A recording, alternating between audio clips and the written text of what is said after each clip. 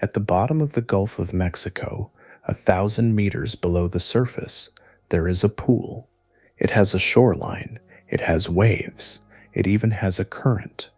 From a distance, it looks almost peaceful, a quiet body of water sitting on the ocean floor, glowing faintly in the dark. But anything that swims into it dies within seconds. The water inside is 4 times saltier than the ocean surrounding it. There is no oxygen. The moment a fish or a crab crosses the edge, its body goes into shock. Muscles seize, it sinks, and then it stays, because the same conditions that killed it also preserve it. Scientists found the pool littered with bodies, crabs lying exactly where they fell, perfectly intact, some of them dead for years. They named it the hot tub of despair. It is one of several places in the ocean that function less like open water and more like a trap, places where the conditions themselves become the cause of death, and where death accumulates quietly, out of sight, undisturbed. The ocean has its own graveyards, not metaphors, not shipwrecks, places where the water itself is the danger, where something in the chemistry, the depth or the stillness, turns a stretch of seafloor into a place nothing ever leaves. Brine pools are only one of them. There are regions where oxygen has been stripped entirely from the water, not at the surface, but in deep layers stretching across thousands of square kilometers. Anything too slow to escape suffocates. The floor beneath layers over with what didn't make it out. There are now more than 400 of these zones worldwide, and they are growing.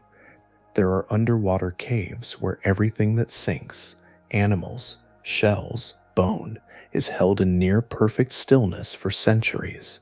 Seafloor depressions where hydrogen sulfide seeps from the rock in concentrations lethal to almost everything that approaches.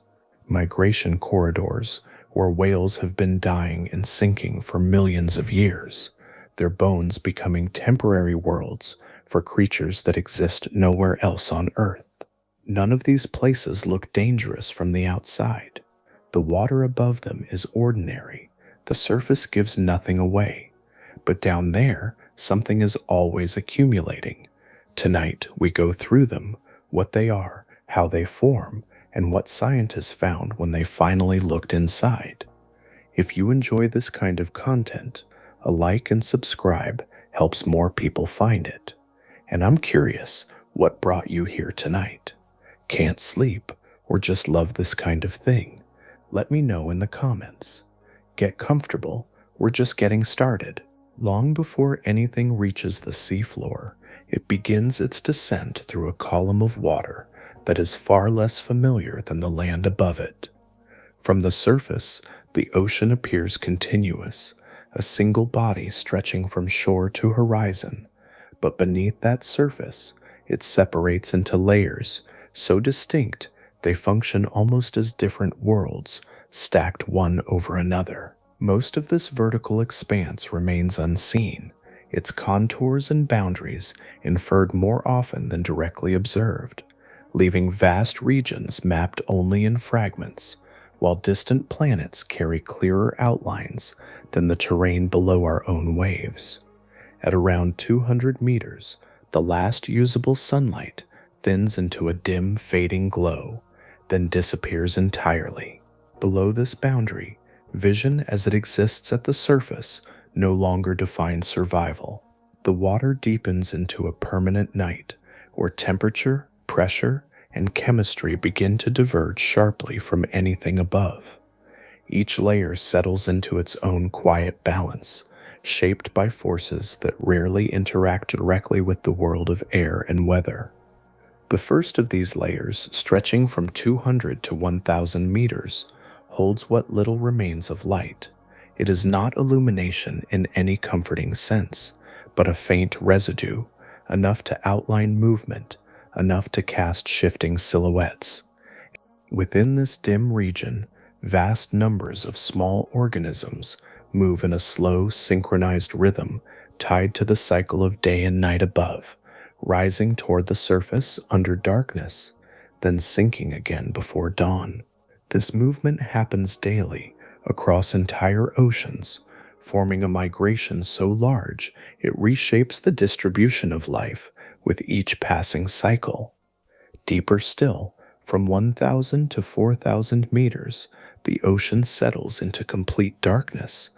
Here, pressure climbs steadily, compressing every structure, every pocket of space within living tissue. Temperatures hover just above freezing, stable and unchanging across immense distances. Life persists, but it does so under constraints that leave little room for excess. Movement becomes deliberate, energy conserved, forms adapted to withstand weight rather than resist it. Below this lies the abyssal zone, extending from 4,000 to 6,000 meters, where the seafloor spreads outward in plains that cover more than half of the planet's surface. These plains stretch beyond the limits of direct observation, broken occasionally by ridges and depressions, but largely defined by their scale and stillness. What arrives here has traveled far and arrives rarely. The accumulation is slow, measured not in years but in millennia, as layers build from what drifts down from above. At the deepest margins, between 6,000 and 11,000 meters, the trenches descend sharply into narrow, elongated basins.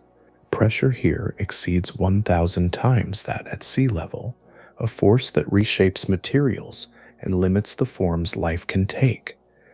These regions act as endpoints, collecting what slides or sinks from surrounding terrain, concentrating matter that elsewhere would remain dispersed. Across all of these layers, one process links the surface to the deepest floor. Particles begin to fall continuously, fragments of once living material, waste, and microscopic remains.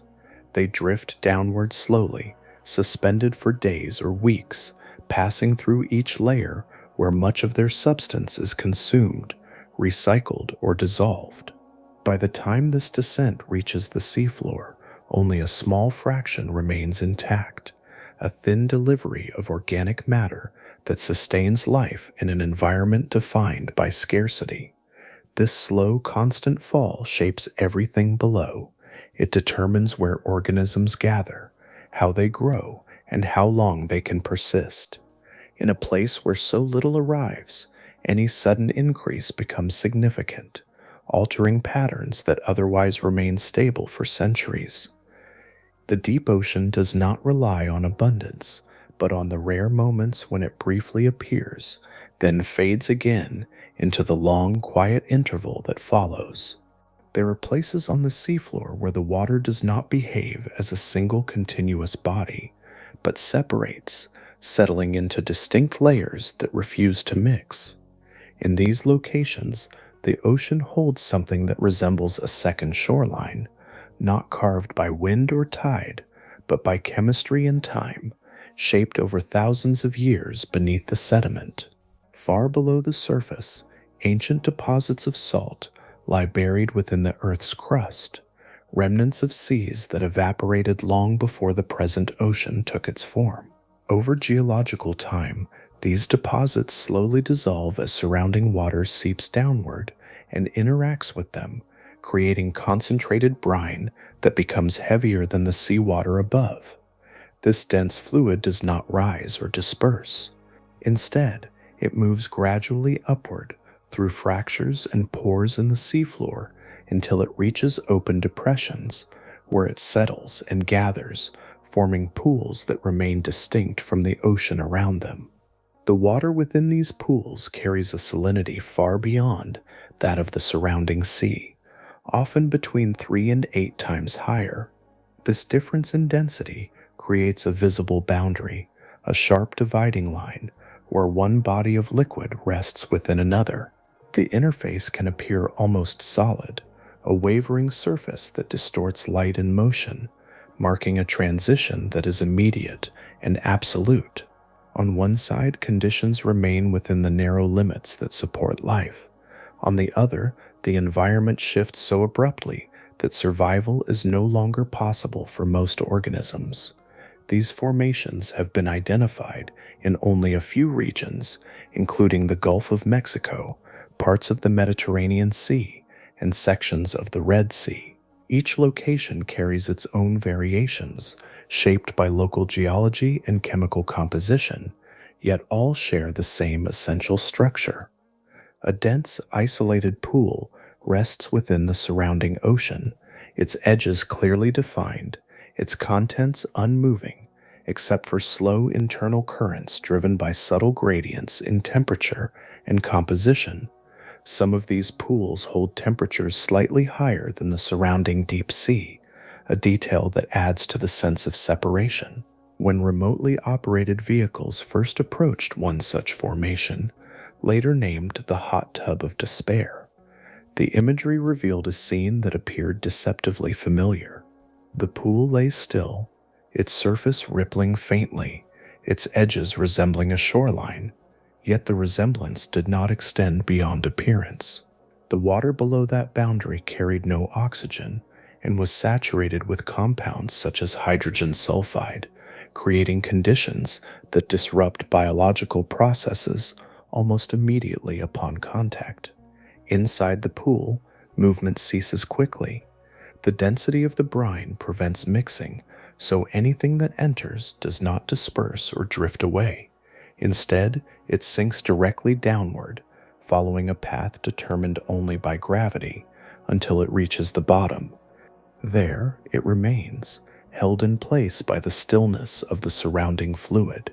Without oxygen, the microorganisms that would normally break down organic material cannot function, and the chemical environment slows the processes that would otherwise return that material to the cycle above. The result is a space where time behaves differently. Objects do not scatter or degrade in the usual way. They settle and remain, suspended within a system that isolates them from the broader movement of the ocean. The boundary above them continues to ripple gently, separating two worlds that exist side by side, each defined by conditions the other cannot share. Along the boundary where dense brine meets the surrounding sea, the seafloor begins to gather life in a way that seems at odds with everything below it. The still interior holds what has already settled, but the edge remains active, shaped by a narrow band where chemistry shifts from one state to another, creating a thin region where survival becomes possible again. Here, organisms assemble in numbers that contrast sharply with the emptiness nearby. Mussels cluster across the sediment, forming thick beds that stretch along the perimeter, their shells layered closely together, anchored to a surface enriched by compounds rising from beneath. Within their tissues, specialized bacteria convert methane and hydrogen sulfide into usable energy, a process that does not rely on sunlight and functions independently of the conditions that sustain life above. The mussels themselves become hosts to this chemistry, drawing nourishment from reactions that take place at a scale too small to observe directly, yet large enough to sustain entire communities. The distribution of these mussels is not uniform.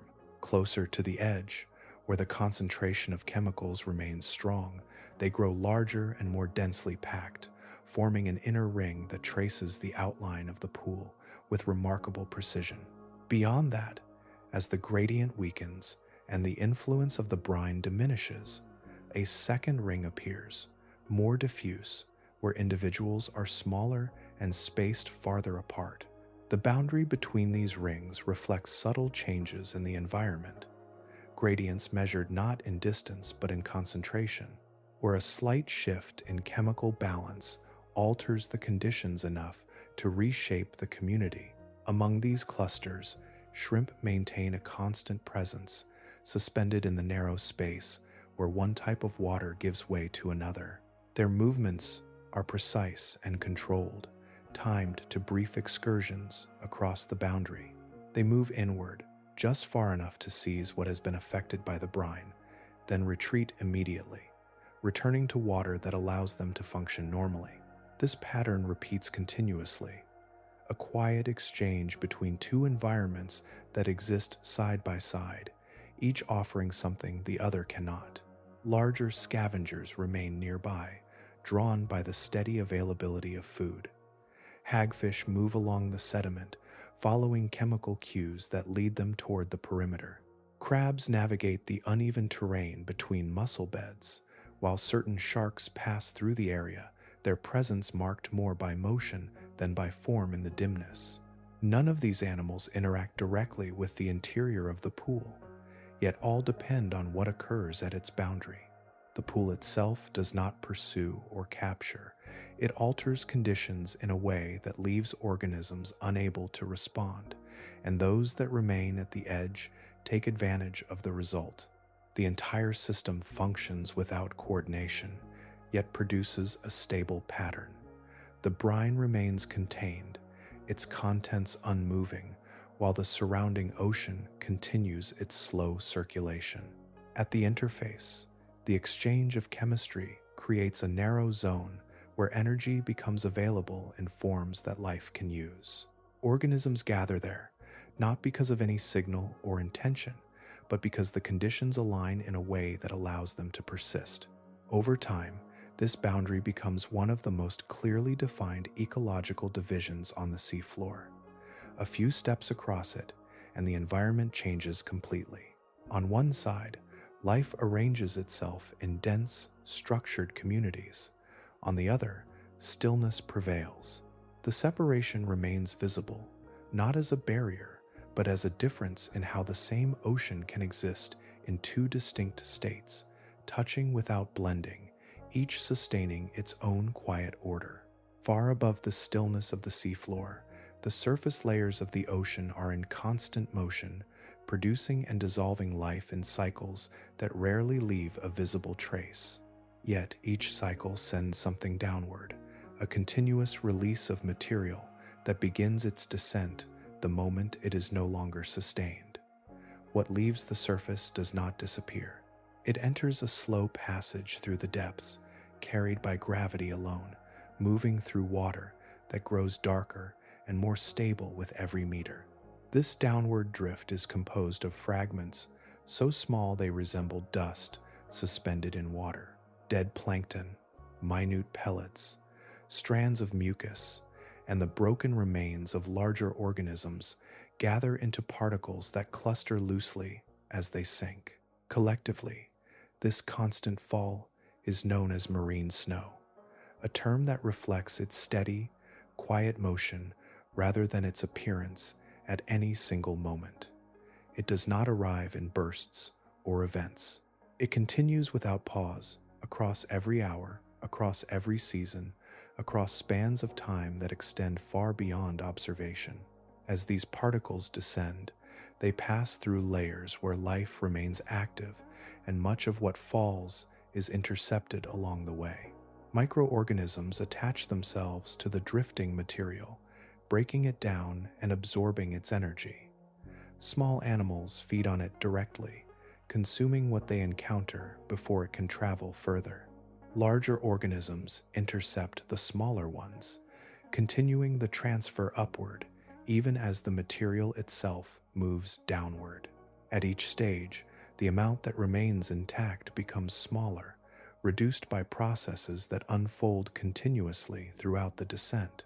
By the time this material reaches the seafloor, only a small fraction of what began the journey remains. Between 1 and 3% of the original organic matter arrives at the bottom, the rest having been transformed, consumed, or dissolved into forms that no longer resemble their origin. What does arrive settles gently, adding to a layer that builds almost imperceptibly over time. The accumulation is slow, measured in millimeters over spans of thousands of years, yet it persists without interruption, creating a record that thickens gradually across the vast expanse of the abyssal plains. Each layer of this sediment represents an interval of descent, a compressed history of what once existed at the surface. A single centimeter of depth corresponds to approximately 10,000 years of continuous deposition, each particle contributing to a structure that grows through patience rather than speed.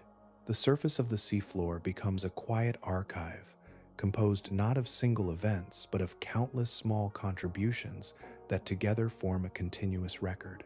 Within this process, the movement of carbon plays a central role.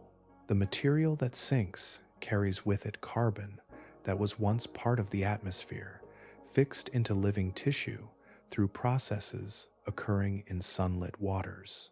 As it descends and becomes part of the sediment, that carbon is removed from immediate circulation, stored within the deep ocean for periods that can extend across geological timescales. The seafloor, built from these accumulated remains, becomes one of the largest long-term reservoirs of carbon on the planet, shaped entirely by the steady fall of organic material. Nothing about this process is abrupt. It unfolds slowly, without visible boundaries or sudden transitions, linking the surface and the deepest regions through a continuous exchange. The descent never fully stops, and the accumulation never fully completes. It is a quiet movement that defines the character of the deep ocean, where scarcity and persistence combine to shape a landscape built not from solid ground alone, but from the remains of what has fallen, layer by layer, into the dark. Spread across the deepest reaches of the ocean floor, there is a landscape so vast that it holds more space than all continents combined, yet remains largely unseen. This expanse, known as the abyssal plain, covers approximately 54% of the Earth's total surface, extending outward in all directions beyond the limits of direct human observation. It lies far below the zones shaped by light and weather, occupying a depth where change occurs slowly and without interruption, forming one of the most stable environments on the planet. Despite its scale, only a small portion of this terrain has ever been viewed directly. The total area of deep seafloor captured through cameras and submersibles is roughly equivalent to the size of Rhode Island, a narrow glimpse compared to the immense area that remains unrecorded. Most of what is known comes from indirect measurements, echoes of sound mapped into contours that suggest structure without revealing detail. The result is a landscape that exists more as an outline than a fully seen place, defined by inference and fragments rather than continuous observation. What lies across this plain is not uniform. Beneath the stillness, the seafloor rises and falls in subtle and dramatic ways, forming ridges, slopes, and depressions that extend for hundreds of kilometers. Some elevations surpass the height of Everest when measured from their base, while certain trenches cut downward with depths greater than the Grand Canyon. Between these features stretch wide regions of sediment, level enough to appear flat, yet shaped by processes that unfold over immense spans of time. Within this environment, life persists in forms adapted to scarcity. Polychaete worms move slowly through the upper layers of sediment, processing what little material settles there. Giant isopods, some reaching up to 50 centimeters in length, navigate the surface with measured movements, conserving energy between infrequent feeding opportunities. Nematodes and foraminifera occupy microscopic spaces within the sediment itself, their presence forming a hidden layer of activity beneath the visible ground. Sea cucumbers drift across the plain, gathering particles and extracting nutrients with quiet efficiency. All of these organisms depend on the same limited source of sustenance, the material that arrives from above, reduced through its long descent, provides the only consistent input of energy. The amount is minimal, often insufficient to support rapid growth or frequent reproduction, leading to life cycles that unfold slowly, sometimes across decades. Movement is restrained, interactions are infrequent, and survival depends on the careful use of whatever resources are available. Occasionally, this balance is interrupted. A sudden increase in organic material can reach the seafloor, originating from events far above. A bloom of algae at the surface, a mass die-off of marine life, or the descent of a large body can deliver a concentrated pulse of nutrients. When this occurs, the response across the plain is immediate but measured. Organisms gather toward the source, feeding in a way that reflects the rarity of such events. What would normally accumulate over decades arrives within weeks, briefly altering patterns that have remained unchanged for long periods. These moments do not last. The additional material is consumed, redistributed, and eventually absorbed into the sediment, returning the environment to its usual state. The plain resumes its slow rhythm, shaped once again by the steady arrival of minimal resources. Over time, this process contributes to the accumulation of layers that extend downward, forming a record built from countless small additions. The abyssal plain exists as both habitat and archive. It holds the remains of what has settled over millions of years while continuing to support life that depends on those same remains. It is one of the largest reservoirs of stored carbon on Earth, constructed entirely from material that has completed its descent. Yet despite its importance and scale, it remains one of the least observed places on the planet, a landscape defined more by what is known to exist than by what has been directly seen. Not all absence in the ocean is visible. There are regions where the water appears unchanged, where currents continue, and the surface gives no indication of what lies beneath. Yet, within these areas, something essential has thinned to the point where life can no longer continue in its usual form.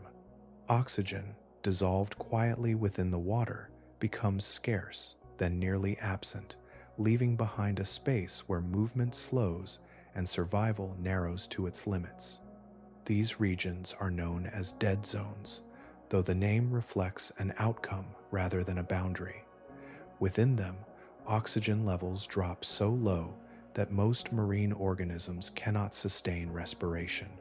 The change does not arrive with force or disturbance. It develops gradually, spreading across wide stretches of ocean until the conditions necessary for life are no longer present. What remains is an environment that appears intact, yet cannot support the processes that once defined it. Over time, the number of these zones has increased. In 1950, 42 were documented across the world's oceans. By 2008, that number had risen beyond 400, and the expansion has continued, with new regions forming and existing ones growing larger. Together, they now occupy an area exceeding that of the United Kingdom, extending across coastal waters and into deeper regions where circulation is limited. The formation of these zones begins far from where they eventually take shape.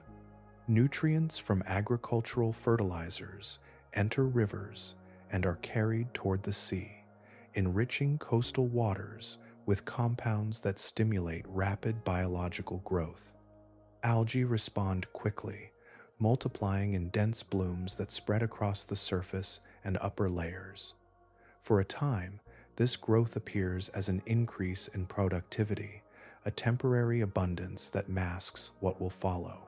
As the algae complete their short life cycle, they begin to die and sink, joining the downward movement that connects surface and depth. Their decomposition becomes the next stage of the process. Bacteria consume the organic material, using oxygen as they break it down, drawing from the dissolved supply within the surrounding water. When the input of decaying material is large, the consumption of oxygen accelerates beyond the rate at which it can be replaced from above, especially in areas where water circulation is restricted. As oxygen levels fall, Organisms capable of movement respond first.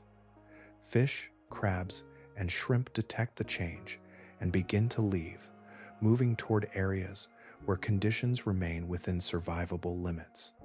Their departure alters the structure of the ecosystem, removing predators and prey in uneven patterns. What cannot move quickly enough, or cannot move at all, remains behind. For these organisms, the decline continues until respiration becomes impossible and they settle onto the seafloor. The ground beneath these zones begins to change as well. The accumulation of remains forms a layer that reflects the events above, a record of what could not escape. In some regions, the absence of oxygen allows other forms of bacteria to dominate, organisms that thrive in conditions where oxygen is not required. These bacteria produce hydrogen sulfide as a byproduct, releasing it into the surrounding sediment and water. The compound carries a distinct scent, one associated with decomposition, though in these depths it remains contained within the water itself. The presence of hydrogen sulfide further alters the environment, creating conditions that exclude most forms of life while supporting those adapted to these extremes. The seafloor becomes a surface defined by chemical gradients rather than physical structure, where the boundaries between survivable and uninhabitable space are determined by concentrations that shift gradually across distance. These zones continue to expand or contract depending on the balance between nutrient input, biological activity, and water movement. Their edges are not fixed, but change over time, following patterns that reflect both natural processes and external influences. What remains consistent is the quiet transformation they represent, an alteration of the ocean's chemistry that reshapes life not through visible force, but through the slow removal of something essential. Where rivers meet a nearly enclosed basin, the water settles into layers that remain separate over long stretches of time, forming a structure that resists mixing even under shifting conditions at the surface. In the Black Sea, this separation defines everything that happens below. Fresh water from surrounding rivers spreads across the top, lighter and less dense, while beneath it lies a deeper body of salt water that does not rise to meet it. Between them, the exchange is minimal, creating a boundary that holds steady across centuries. Below approximately 150 meters, the character of the water changes completely. Oxygen, which elsewhere circulates through currents and renewal from the surface, is almost entirely absent. This condition has persisted for thousands of years, shaping a vast layer that now accounts for nearly 90% of the sea's total volume. Within this depth, the processes that normally govern decay cannot proceed in the same way. The organisms responsible for breaking down organic material require oxygen to function, and without it, their activity ceases. As material sinks from above, it passes through the upper layers where life remains active, then crosses into this deeper region where transformation slows dramatically. Instead of being consumed and recycled, objects settle onto the seafloor and remain in place, largely unchanged. Wood retains its structure, rope keeps its form, and even delicate materials, such as fabric, can persist in a state that reflects their original condition. Bone and other durable remains lie undisturbed, their surfaces preserved in a way rarely seen in other marine environments. The stillness of this lower layer contributes to this preservation. With little vertical mixing and minimal disturbance from currents, what arrives at the bottom is not redistributed or buried quickly.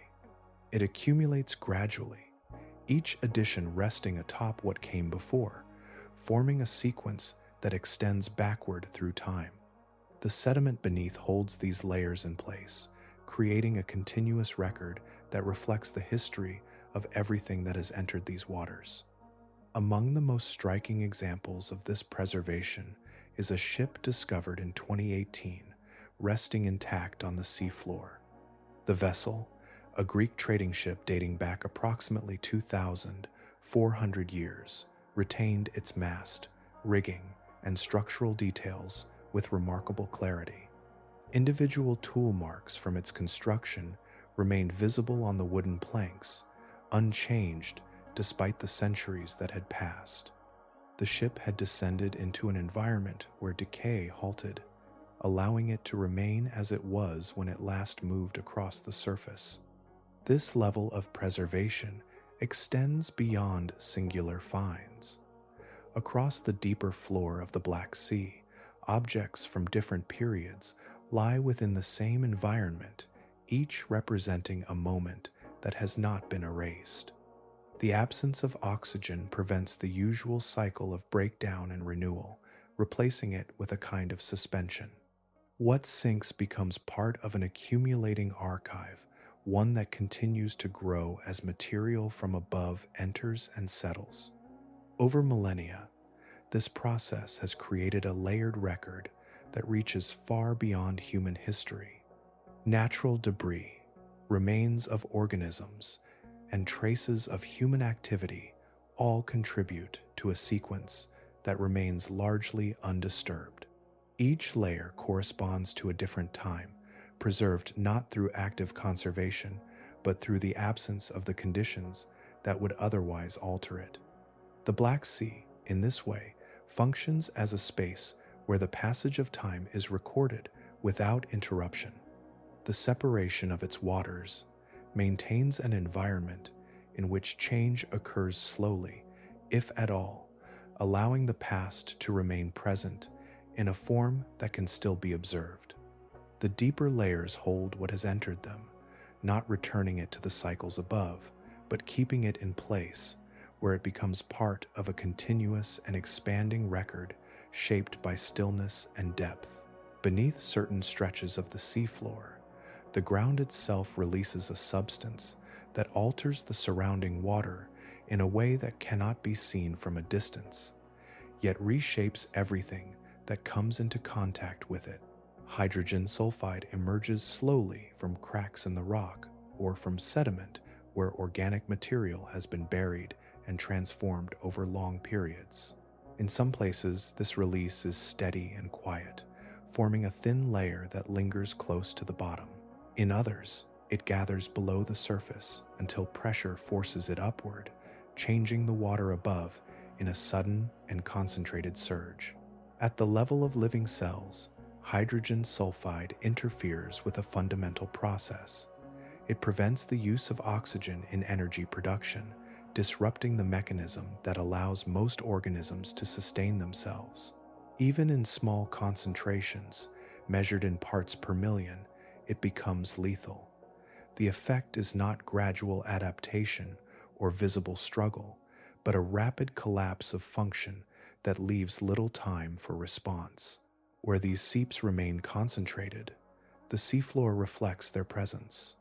The sediment takes on a different character, often appearing bare compared to surrounding areas where life persists.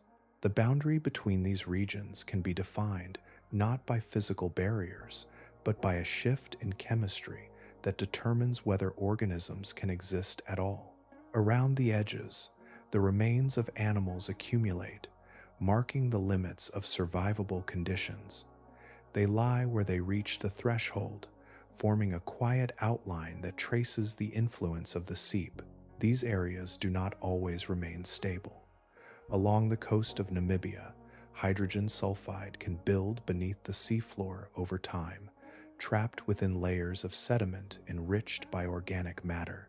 As decomposition continues below, gas accumulates until it finds a pathway upward. When it does, the release can be extensive, rising through the water column in volumes large enough to alter the appearance of the surface above. From a distance, the ocean turns a pale, milky white, a change that can be observed from orbit, marking the location of an event that began far below. Within these eruptions, the surrounding environment shifts rapidly. Organisms caught within the rising plume encounter concentrations that exceed their ability to tolerate.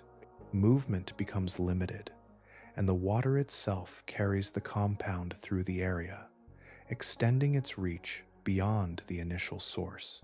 As the event subsides, what remains begins to drift or settle, carried by currents toward the shoreline. On the beaches of Namibia, these events become visible in a different form.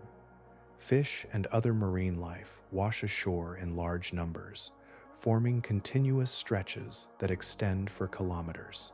The accumulation reflects a process that unfolded beneath the surface, linking distant layers of the ocean to the edge of land. Each occurrence leaves behind a record of what was carried upward and outward, connecting the seafloor to the coast through a chain of events that began with chemical change. Over recent decades, these eruptions have been observed with increasing frequency and intensity.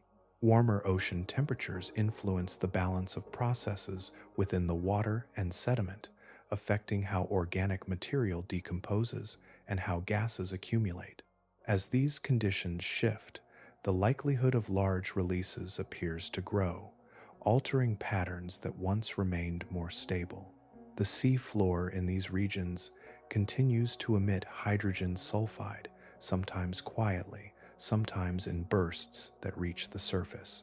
The areas surrounding these seeps hold the marks of their influence, defined by absence and accumulation. The ocean above may appear unchanged, yet beneath it, the chemistry continues to move, shaping environments where survival depends on the limits of what living systems can withstand. From the seafloor, there are places where the ground does not erupt or fracture, but exhales. The release is slow, almost imperceptible, a steady seep of methane and hydrogen sulfide rising through sediment at the same temperature as the surrounding water. Nothing disturbs the surface above, and nothing marks the moment of emergence except the chemistry itself, spreading outward in gradients that shape everything around it. At the center of a cold seep, the concentration of these compounds becomes too high for most life to endure. The sediment appears sparse, its surface marked by absence rather than accumulation. This central zone holds the highest intensity of chemical output, where the balance shifts beyond the threshold that living systems can tolerate. There is no visible barrier defining its edge, only a transition that occurs over distance, as the seeped material disperses into the surrounding water. Moving outward, the environment begins to change. The concentration of methane and hydrogen sulfide decreases gradually, creating a series of rings that extend across the seafloor. Within these rings, life appears, not in scattered forms, but in structured communities that follow the chemistry outward. The pattern resembles a series of boundaries drawn not by terrain, but by the shifting availability of energy. Closest to the center, where conditions begin to stabilize, dense mats of chemosynthetic bacteria cover the sediment. These organisms do not rely on light, but instead draw energy from the compounds released below, converting them into forms that support further life. Their presence forms the foundation of the ecosystem, establishing a layer that transforms chemical output into biological activity. Beyond these mats, larger organisms take hold. Tube worms anchor themselves deep into the sediment, some reaching lengths of up to 2 meters, their bodies extending upward into the water column. They rely on internal symbiotic bacteria, much like the mussels at other sites, using the available chemicals to sustain themselves in an environment where traditional food sources remain scarce. Clams and mussels cluster nearby, their distribution following the gradient with precision, each individual positioned within a range that allows survival without exceeding the limits imposed by the seep. Crabs and other mobile organisms move between these zones, navigating the boundaries where conditions shift subtly from one state to another. Their presence reflects the narrow margins within which life can persist, where a small change in concentration determines whether an area remains habitable or not. The entire structure forms a layered system, each ring defined by its position within the chemical gradient, each supporting forms of life adapted specifically to that range. The organisms found at cold seeps are not confined to these locations alone. Many of the same species appear at brine pool edges, around whale falls, and at hydrothermal vents, suggesting a connection that extends across the seafloor. These sites, separated by distance yet linked by similar chemistry, function as points within a larger network. Larvae released into the water drift between them, settling where conditions match those required for survival, allowing populations to persist across isolated environments. Over longer timescales, the chemistry of these seeps leaves a more permanent mark. Reactions between the released compounds and the surrounding sediment lead to the formation of carbonate rock, a process that can encapsulate organic material within it. At the edges of these formations, the remains of organisms have been found, preserved within the rock itself, their structures retained as part of the geological record. Some of these preserved forms date back millions of years, fixed in place as the seep continued its slow release. The cold seep does not consume or destroy in a single moment. It establishes a system that both limits and supports life, creating a pattern where absence and abundance exist side by side. The seafloor around it becomes a map of chemical influence, where each position reflects a balance between what is released from below and what can endure above. Across the open ocean, there are moments when something immense leaves the surface and begins a descent that will not end until it reaches the deepest ground. The body of a large whale, no longer sustained by movement or breath, enters the water column and sinks. Roughly half of all whales follow this path, passing through layers where light once held, then through regions where only pressure and darkness remain until they arrive at the seafloor. When a whale of around 40 tons reaches the bottom, the impact is not defined by force, but by consequence.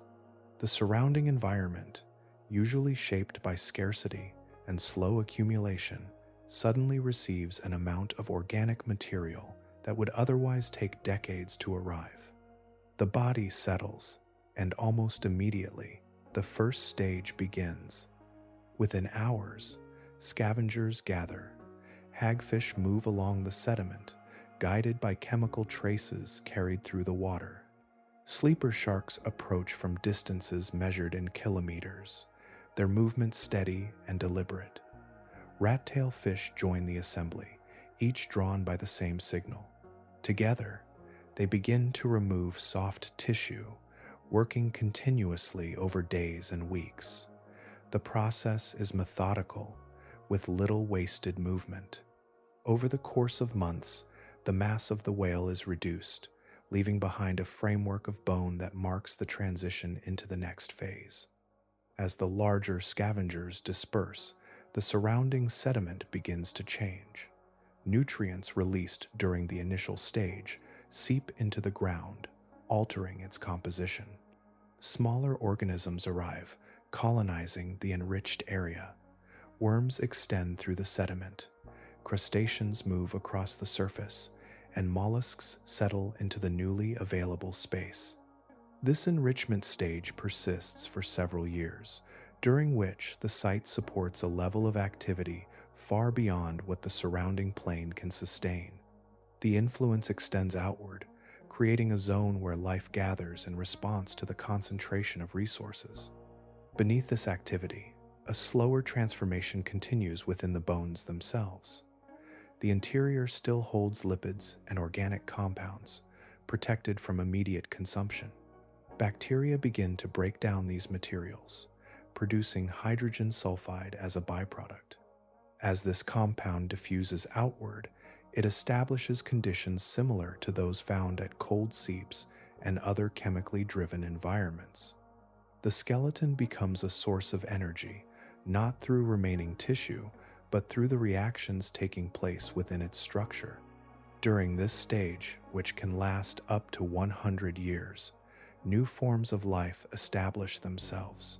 Organisms adapted to chemosynthesis take hold, drawing energy from the compounds released by the ongoing decomposition.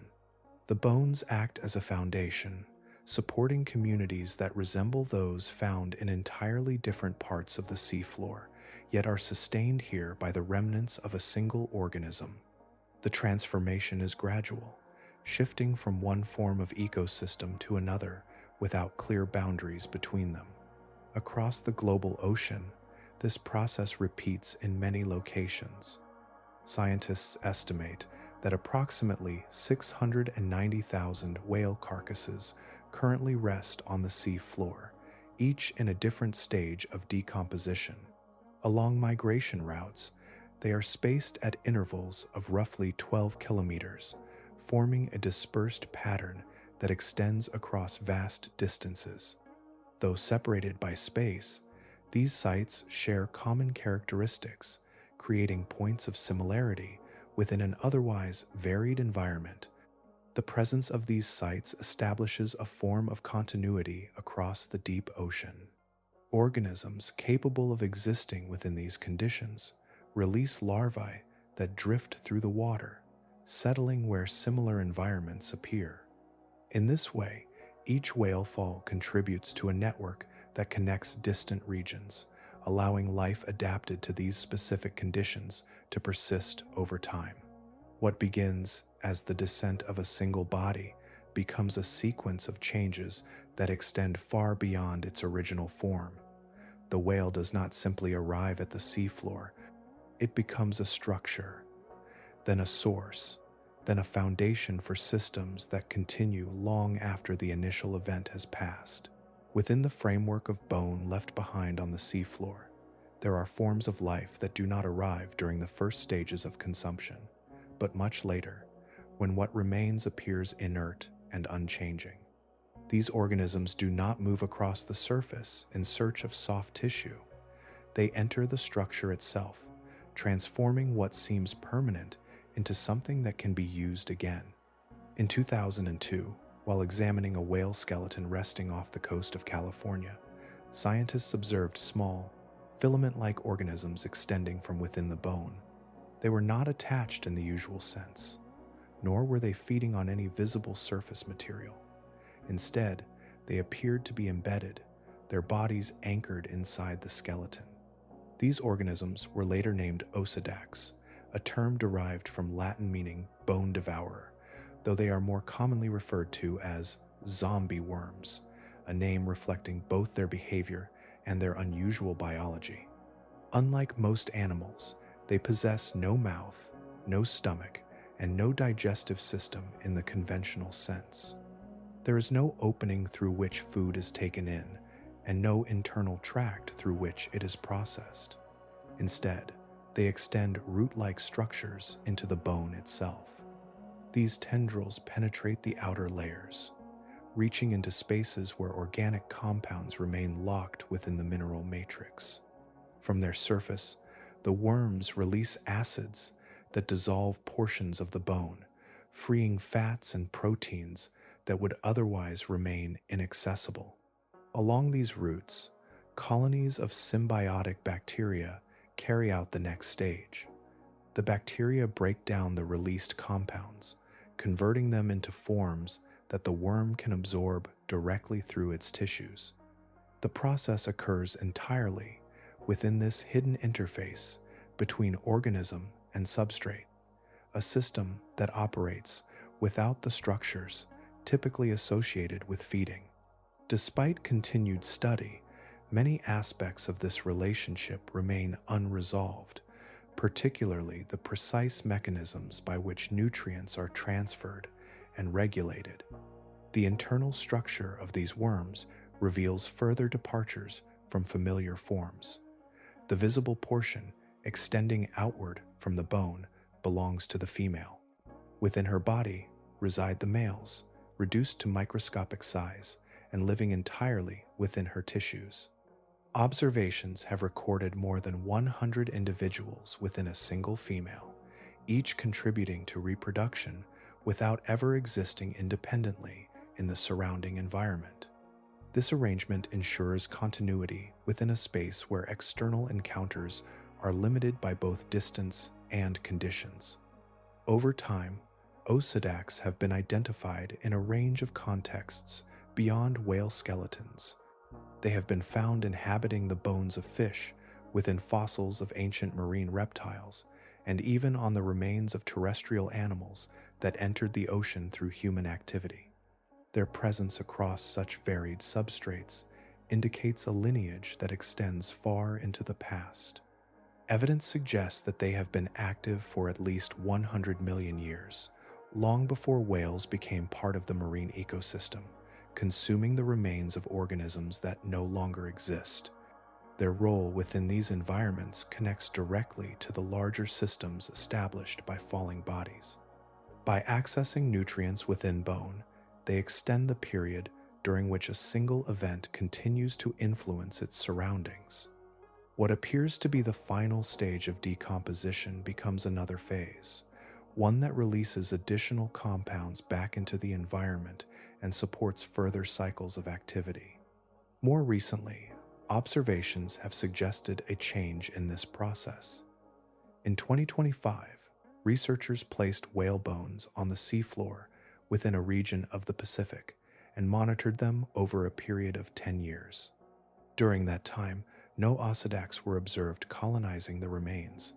The surrounding water, affected by declining oxygen levels associated with expanding dead zones, appeared to lack the conditions necessary for these organisms to establish themselves. The absence of these worms alters the sequence that would normally follow. Without their activity, the nutrients contained within the bones remain inaccessible, and the extended phase of chemical release does not occur. The structure persists, but the system it would support does not form. This change reflects a shift not in a single species, but in the continuity of processes that depend on specific conditions to function.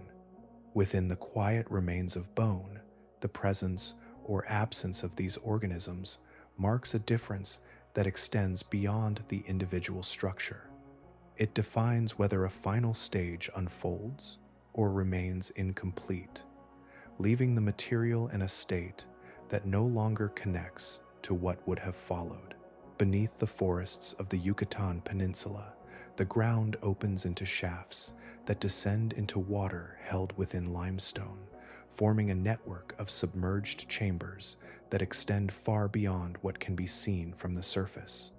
These spaces, known as cenotes, began as dry caves, shaped slowly as groundwater dissolved the rock over long periods. At the end of the last ice age, as sea levels rose, these caverns filled, sealing whatever remained inside them beneath clear, still water. The conditions within these flooded systems differ from those of the open ocean. The water is largely fresh, with limited circulation and minimal disturbance. Light fades quickly with depth, leaving the chambers in near total darkness. In this environment, bacterial activity is greatly reduced, slowing the processes that would normally break down organic material. What entered these spaces before they filled has remained, preserved within a setting that changed very little after the water arrived. Within the Dos Ojos cave system, divers moving through submerged passages encountered a chamber now referred to as the pet cemetery.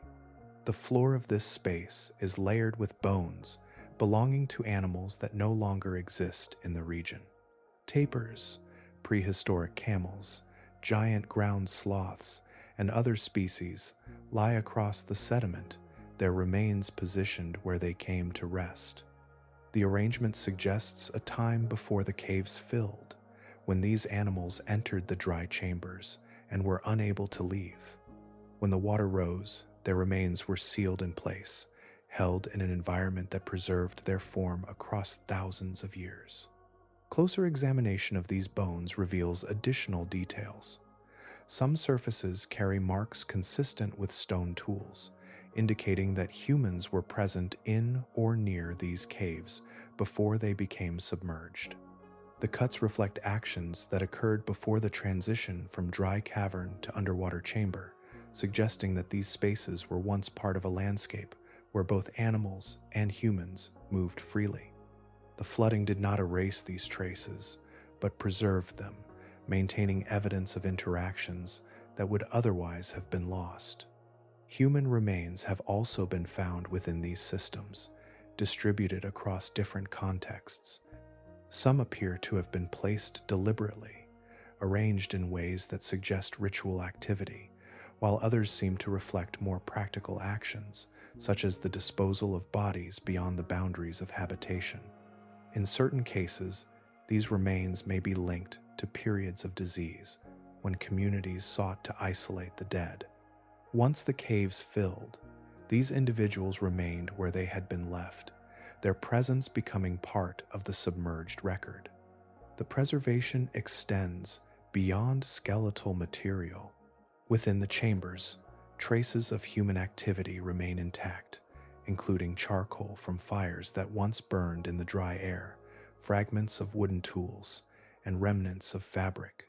These materials, normally subject to rapid decay, have endured due to the conditions within the cenotes. Even genetic material has persisted, allowing scientists to extract DNA and study the origins and relationships of the people who once moved through these caves. Each layer within these systems represents a moment before the transition, a record captured at the point when the environment changed from air to water. The absence of disturbance has allowed these layers to remain largely intact, creating a sequence that can be read without the disruptions common in other settings. The chambers function as enclosed archives, holding evidence of ecosystems, movements, and interactions that predate recorded history. The cenotes do not accumulate material in the same continuous way as the deep ocean floor. Instead, they preserve what was already present, fixing it in place at the moment of flooding. The result is a series of spaces where time appears suspended, where the arrangement of objects reflects a past that has not been altered by the processes that usually follow. Far below the shifting surface, the seafloor can hold gases in a form that appears stable, bound within structures that resemble ice, yet burn if brought into contact with air. These formations, known as methane hydrates, trap methane produced by the slow decomposition of organic material buried deep within the sediment. Under the immense pressure of overlying water and the low temperatures of the deep ocean, the gas remains locked in place, held within a lattice that persists as long as those conditions remain unchanged. This stability depends on a narrow balance. The hydrates require cold and pressure to exist, and any alteration to either can begin to undo their structure. When temperatures rise or pressure decreases, even slightly, the solid form begins to break down.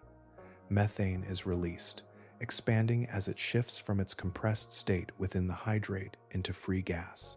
In most cases, this release is gradual, moving upward through sediment in small amounts that dissipate before reaching the surface. There are times, however, when the release is not gradual. In the Barents Sea, north of Norway, detailed mapping of the seafloor revealed a field of large depressions scattered across an area of approximately 440 square kilometers.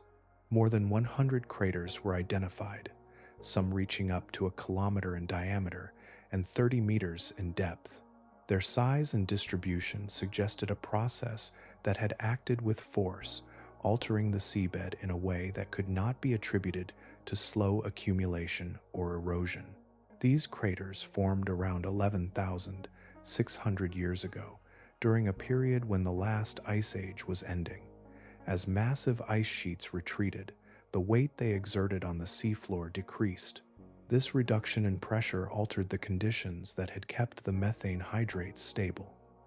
Without sufficient pressure, the hydrates began to break apart, releasing methane that expanded rapidly within the sediment. The gas accumulated until it found pathways upward, forcing its way through layers of rock and sediment with enough energy to displace material above.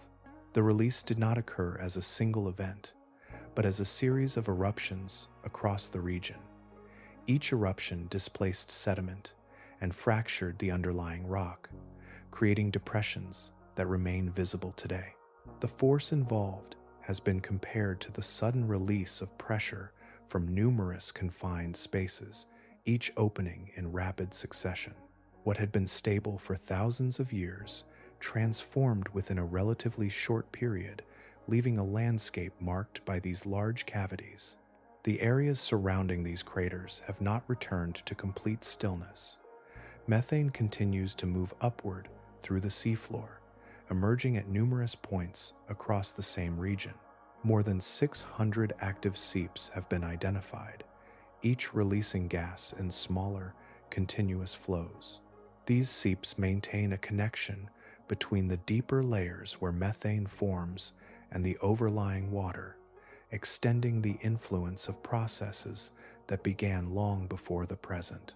At the time of their formation, the eruptions would have altered the immediate environment significantly.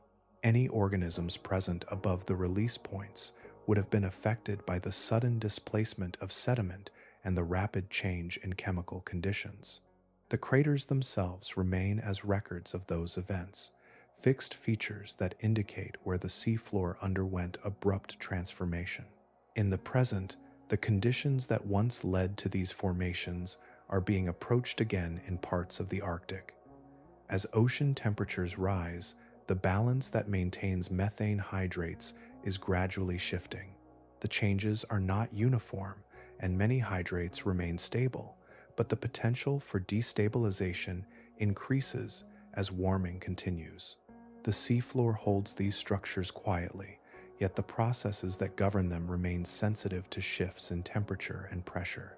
Across the Barents Sea, the craters form a pattern that reflects both past events and ongoing processes.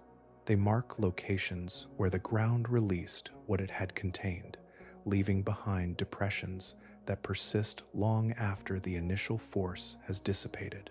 The surrounding seeps continue to emit methane, maintaining a slow connection between the buried layers and the water above, where the effects remain subtle but continuous. At the edges of the ocean basins, the seafloor does not always remain level. In certain regions, it folds downward into narrow corridors that descend far beyond the surrounding terrain, forming trenches that reach into depths where the rest of the ocean cannot follow. These are the hadal zones, beginning below 6,000 meters and extending to nearly 11,000 meters at their deepest points, creating some of the most confined and extreme environments on Earth. Within these trenches, pressure increases to levels that reshape matter itself. At the bottom of the Mariana Trench, the force exerted by the water above exceeds 1,000 times atmospheric pressure at sea level. Materials that retain their shape at the surface compress dramatically under such conditions, their structures altered by the weight pressing down from above.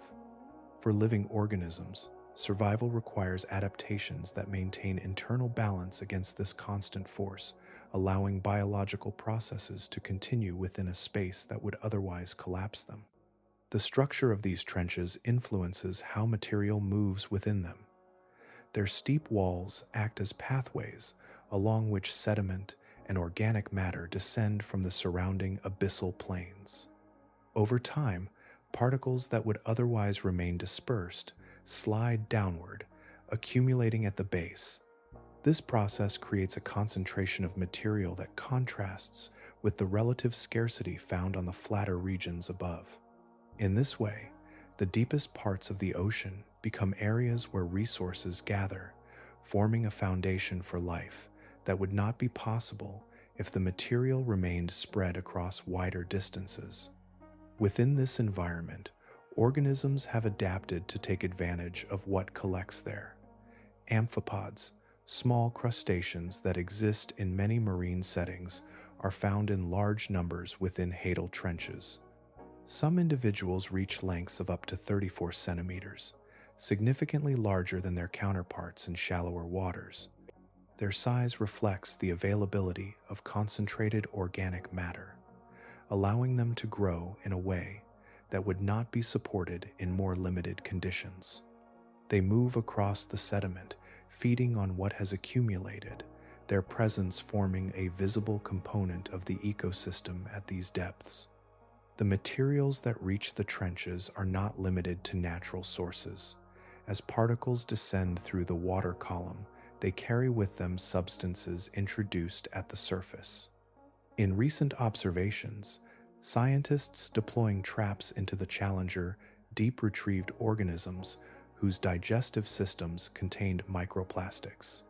These particles, originating far above, had traveled downward through the ocean layers, eventually becoming part of the material consumed by life at the deepest point on Earth. Alongside these synthetic materials, chemical compounds released decades ago have also been found within trench ecosystems. Persistent pollutants from the 1970s, substances once dispersed through industrial activity, have been detected in the tissues of amphipods living at hadal depths. The concentrations measured in some cases exceed those found in heavily contaminated rivers, indicating that these compounds have not remained near their points of origin, but have been transported downward over time. The movement of these materials reflects a continuity that extends from the surface to the deepest parts of the ocean. Particles settle, slide, and accumulate, carrying with them traces of environments far removed from the trenches themselves. The hadal zones become endpoints in this process, places where what sinks continues to gather, regardless of its origin. Despite their isolation, these trenches remain connected to the broader systems of the ocean through the steady arrival of material. The same mechanisms that deliver nutrients also bring substances that were never part of these environments historically. The result is a landscape shaped both by natural processes and by inputs that originate far above, each contributing to the composition of what rests at the bottom. In these depths, the ocean holds what has traveled the farthest, collecting it within spaces defined by pressure and form. The trenches do not disperse what they receive. They retain it, allowing it to become part of a system that reflects the full reach of what descends through the water above. Along the southwestern coast of Africa, the ocean moves in a pattern that brings deep water upward, carrying with it nutrients that have accumulated far below the reach of sunlight. This upwelling, part of the Benguela current system, sustains one of the most productive marine environments on Earth. At the surface, microscopic life responds quickly, multiplying in vast numbers, forming the base of a system that supports fish, seabirds, and larger predators in densities rarely matched elsewhere. What forms above does not remain there. As cycles complete, the material produced in abundance begins to descend, moving toward the seafloor in quantities far greater than in most regions. In the relatively shallow waters off Namibia, this downward flow arrives quickly, settling across the sediment in layers that reflect the scale of what has grown above. The same productivity that sustains life at the surface becomes a continuous supply of organic matter below. Within the sediment, decomposition begins.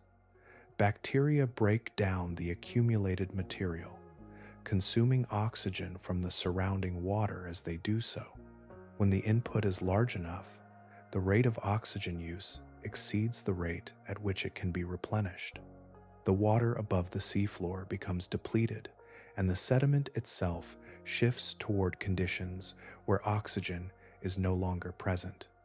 In its absence, different processes take over, producing hydrogen sulfide as organic matter continues to break down.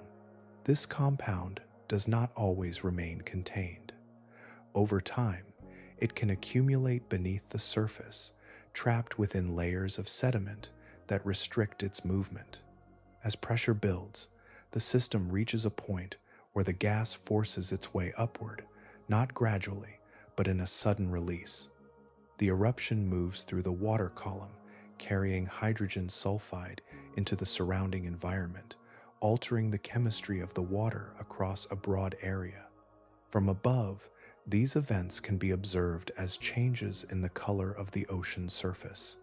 Satellite imagery captures the spread of a milky green layer extending across kilometers, marking the extent of the release. Beneath this surface change, the conditions shift rapidly. Organisms within the affected area encounter concentrations that disrupt their ability to function, and the environment that previously supported dense communities becomes inhospitable within a short span of time. Fish, invertebrates, and organisms living within the sediment are all affected. Those capable of movement attempt to leave the area, but the speed and scale of the release can limit escape. Others remain, unable to respond in time.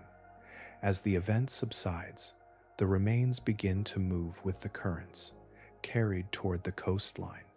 Along the shores of Namibia, these processes become visible in the form of mass strandings. Large numbers of fish and other marine life accumulate along the beaches, forming continuous stretches that can extend for kilometers. These occurrences do not follow a regular pattern and often appear without warning, reflecting processes that unfold beneath the surface without visible indication until they reach their final stage. The system that produces these events is tied to the same factors that sustain the region's productivity. The upwelling that delivers nutrients to the surface also contributes to the accumulation of organic material below. As surface temperatures rise, changes in water structure and circulation influence how oxygen is distributed and how decomposition proceeds. These shifts can increase the likelihood of conditions that favor hydrogen sulfide formation and release. In this way, the processes that support life and those that limit it are connected.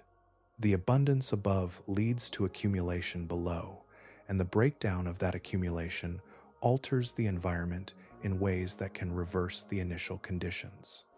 The seafloor becomes a place where productivity and depletion are linked through the movement and transformation of material, each stage influencing the next without interruption. In the open ocean, there are layers that form not from sudden change, but from long-established balance, where conditions have remained stable enough to shape entire systems over millions of years. Within these layers, oxygen exists only in trace amounts, reduced to levels that approach absence, yet without the abrupt boundaries seen in more transient events. These regions are known as oxygen minimum zones, and they are not anomalies. They are enduring features, woven into the structure of the ocean itself.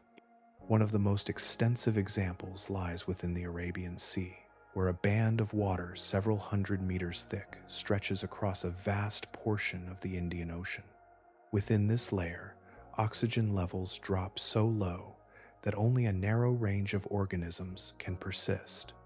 Above and below, conditions differ, but within the zone, the chemistry remains consistent, maintained by processes that unfold continuously over time. The formation of these zones begins with the movement of water from the deep. Upwelling currents carry nutrients toward the surface, stimulating growth in the upper layers. Biological activity increases, producing large amounts of organic material that eventually begins to descend. As this material moves downward, it enters mid-depth waters where decomposition occurs. Bacteria consume the organic matter, drawing oxygen from the surrounding water as they break it down. In regions where this process is sustained over long periods, the oxygen supply is gradually reduced, forming a layer where replenishment does not keep pace with consumption. Unlike regions where oxygen depletion occurs rapidly, these zones persist because the processes that create them remain stable. Water circulation patterns limit the introduction of oxygen from outside, while continuous input of organic material maintains the demand. The result is a layer that holds its characteristics over geological timescales, becoming a consistent feature rather than a temporary condition. Beneath these zones, the seafloor reflects the absence above. Without oxygen, the organisms that normally inhabit the sediment and disturb its layers cannot survive. The usual mixing of sediment, driven by burrowing animals, does not occur. Instead, particles settle and remain where they land, forming layers that build gradually over time. Each layer retains the chemical composition of the water at the moment it was deposited, preserving a sequence that extends back through thousands and millions of years. This uninterrupted accumulation creates a record of environmental change that remains remarkably detailed. Variations in chemical composition, temperature, and biological activity are captured within the sediment, each layer corresponding to a specific period. The absence of disturbance allows these records to remain intact, providing insight into past conditions with a level of clarity that is difficult to achieve elsewhere. The seafloor beneath these zones becomes an archive, its structure defined by stillness rather than movement. At the boundaries of the oxygen minimum zones, life adapts to conditions that exist near the limits of biological function. Some organisms reduce their metabolic activity to extremely low levels, conserving energy in an environment where resources are scarce and oxygen is minimal. Others have developed the ability to extract oxygen from concentrations that fall below what most aerobic life can tolerate. These adaptations allow them to occupy a narrow range along the edges of the zone where conditions shift gradually from near absence to slightly more available supply. The presence of these species reflects the long stability of the environment. Over extended periods, evolution has shaped forms that align precisely with the conditions found at these depths. Their existence depends on maintaining this balance, where slight changes in oxygen concentration can alter the boundary between habitable and uninhabitable space. These zones remain part of the broader ocean system, connected through the movement of water and the continuous descent of material from above. Their persistence illustrates how large-scale processes can create environments that endure across vast spans of time, shaping both the physical structure of the seafloor and the forms of life that exist along their edges.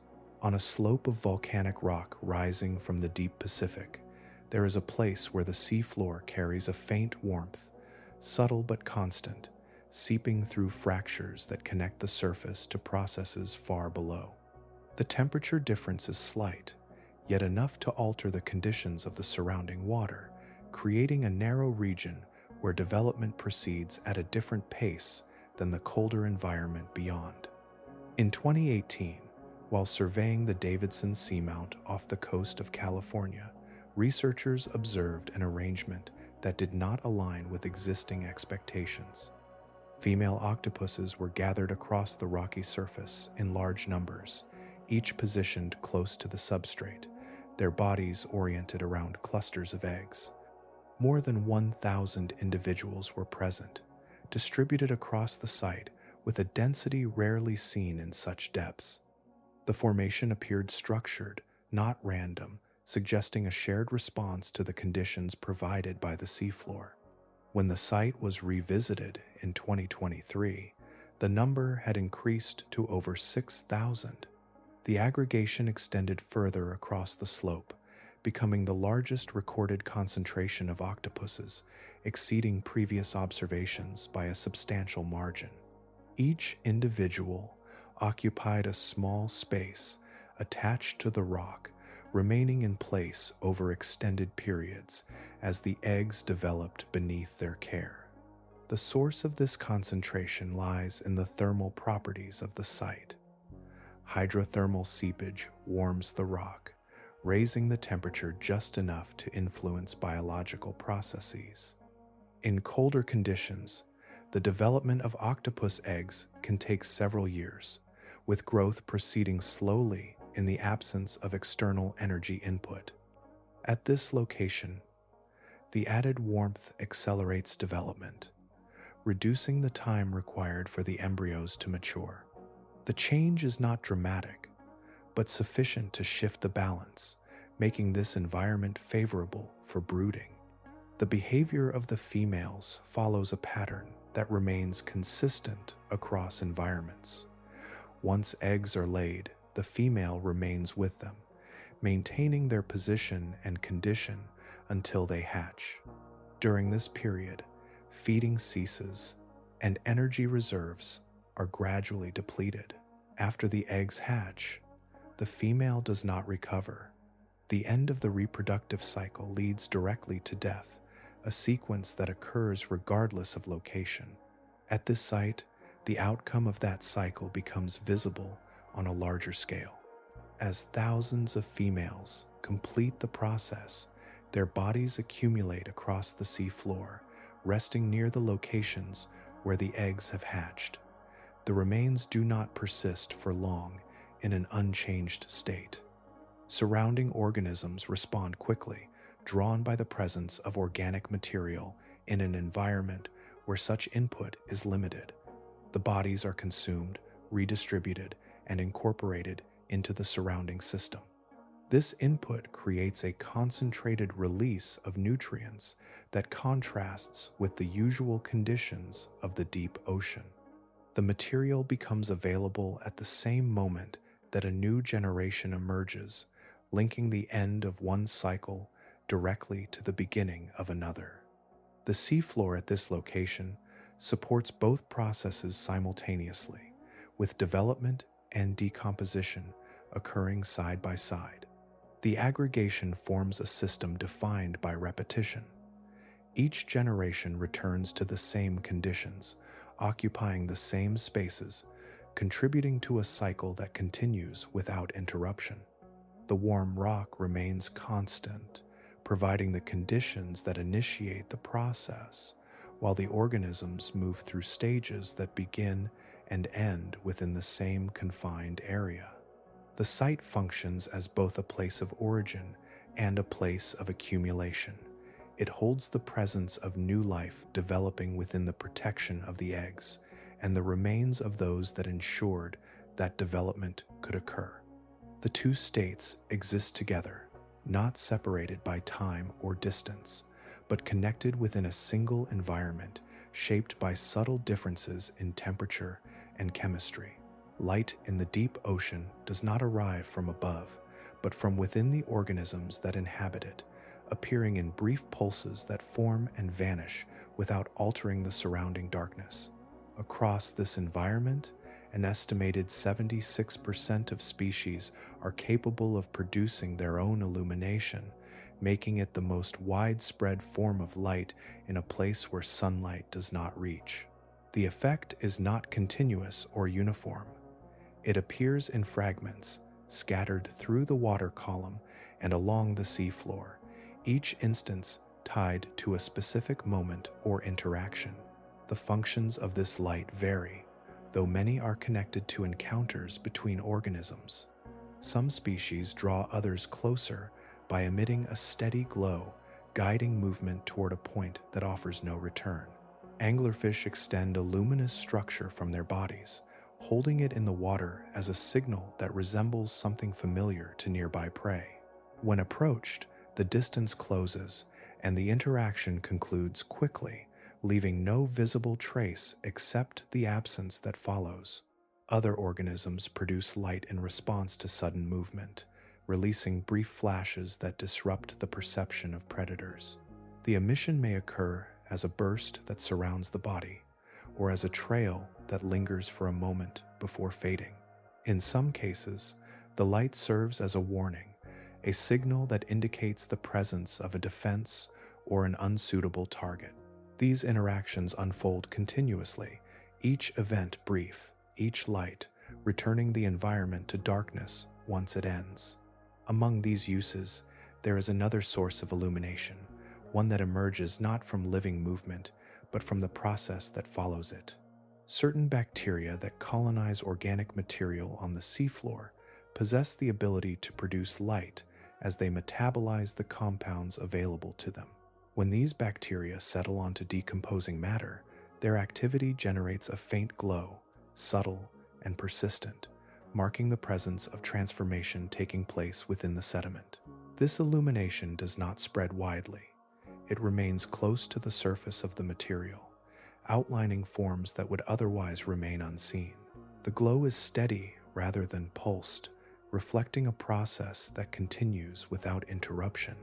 It reveals the boundary between what remains intact and what is being broken down, a quiet signal of chemical change occurring within a stable environment. As material descends through the water column, it interacts with the organisms it passes. A sinking body displaces water, creating movement that extends outward in all directions. This disturbance is detected by nearby organisms, many of which respond by emitting light. The result is a sequence of brief flashes that follow the path of descent, appearing momentarily before fading back into the surrounding darkness. The movement becomes visible only through these responses, each flash marking a point of interaction between the descending object and the life around it. The pattern is not continuous, but composed of separate moments, each one independent yet connected by the motion that triggers them. The descent traces a path through space, not by altering the water itself, but by activating the responses of the organisms within it. What moves through the ocean does not carry light with it, but reveals it through contact. In this way, processes that would otherwise remain entirely hidden produce a form of visibility that exists only within the depths. The light is faint, confined to small areas, and short-lived in most cases. It does not reach the surface, nor does it persist long enough to form lasting patterns. It appears and disappears, leaving the environment unchanged in its broader form. The deep ocean holds these moments within a setting that predates any observer. The light generated there reflects interactions that occur continuously, shaped by the conditions of darkness and pressure. Each emission marks a point where energy is transferred, where one process leads into another, briefly illuminating a system that remains otherwise unseen. Along the margins where continents descend into the open ocean, the seafloor does not always remain fixed. The continental slope, angled between the shallower shelf and the deeper basin, holds layers of sediment that have accumulated over long periods, resting in a balance that can persist for thousands of years before shifting in a single moment. When that balance changes, the ground itself begins to move, not slowly, but as a mass that travels downslope with speed and force. One of the largest known events of this kind occurred off the coast of Norway around 8,200 years ago. Known as the Storegga Slide, it involved the displacement of approximately 3,500 cubic kilometers of sediment. The scale is difficult to visualize directly, though it corresponds to an area comparable in size to Iceland, all set into motion at once. What had been stable layers of the seafloor became a moving body, breaking free and traveling outward and downward across the slope. As the slide progressed, it reached velocities of up to 100 kilometers per hour. At this speed, the sediment did not settle gradually over the existing surface. It advanced as a dense flow, covering everything in its path. Organisms living on the seafloor, including sponges and corals that had grown over centuries, were buried beneath tens of meters of material within seconds. The structures they formed, along with the communities that depended on them, disappeared beneath the advancing layer, leaving no opportunity for movement or escape. Once the sediment came to rest, the transformation continued beneath the surface. Organic material trapped within the newly deposited layer began to decompose, isolated from the surrounding water. This process produced methane, which accumulated within the sediment and gradually found pathways upward. Over the centuries that followed, the gas seeped through the layers above, connecting the buried material to the water column, extending the influence of the slide long after the initial movement had ceased. The effects of the Storega slide were not confined to the seafloor. The displacement of such a large volume of sediment altered the overlying water, generating waves that traveled outward across the North Atlantic. Along the coastlines of Norway, Iceland, and Scotland, these waves reached heights of up to 25 meters, reshaping shorelines and leaving traces that remain visible within geological records. Sediment deposits along these coasts carry evidence of the event, preserving the impact of a process that began far below. The seafloor itself retains the imprint of the slide. The area where the sediment originated appears altered, while the regions where it settled form new layers that differ from the underlying structure. These features provide a record of movement that contrasts with the otherwise gradual processes that shape most of the ocean floor. Investigations of other continental slopes have revealed that such events are not isolated. Evidence of past submarine landslides appears across many regions, each marked by similar patterns of displacement and deposition. The conditions that allow these slides to occur, including the accumulation of sediment and the forces acting upon it, exist in multiple locations. Studies of slope stability indicate that these conditions can change, influenced by factors such as seismic activity, variations in pressure, and the presence of gases within the sediment. In this context, the continental slope becomes a region where long periods of stability are interrupted by rapid transformation. The seafloor holds layers that build gradually, yet remains capable of shifting when the balance is altered. When movement begins, it proceeds without pause, reshaping the landscape and burying what once existed on the surface. The result is a pattern that combines stillness with sudden change, where the ground beneath the ocean can move as a single mass, carrying with it the record of what it covers. The traces left behind reflect both the scale of the event and the processes that follow, linking the moment of collapse to the slower transformations that continue beneath the sediment. Far beneath the reach of sunlight, where currents move steadily through cold, dense water, there are structures that rise from the seafloor not through rapid growth, but through accumulation over vast spans of time. Cold water coral reefs form in these depths, some as far as 2,000 meters below the surface, sustained not by light but by the continuous passage of particles carried through the water. Each fragment drifting with the current becomes a source of energy, captured and used to build structures that expand slowly outward. These reefs do not resemble the brightly colored formations found in shallow tropical waters. Their growth is measured and deliberate, unfolding over centuries rather than seasons. Individual colonies can persist for more than 4,000 years, their frameworks extending incrementally as each generation builds upon the last. The result is a complex architecture formed not through rapid expansion, but through the steady layering of living and non-living components, each contributing to a structure that holds its shape across millennia. When the living tissue of these corals ceases to function, the underlying framework remains. Composed of calcium carbonate, the skeleton does not dissolve quickly in the surrounding conditions. Instead, it persists as a rigid structure, maintaining the form of the organism that created it. New coral can attach to this surface, extending the reef further, using the remains of previous growth as a foundation. Over time, this process creates formations that consist of both living colonies and the accumulated structures of those that came before. Across the ocean basins, areas have been identified where the balance has shifted toward what no longer grows. These cold water coral graveyards extend across the Atlantic, Pacific, and Indian Oceans, forming fields of skeletal remains that cover large sections of the seafloor. Some of these areas span hundreds of kilometers, their extent reflecting the long history of accumulation and the gradual decline of active growth within those regions. Within these graveyards, the structure remains complex, even in the absence of living coral.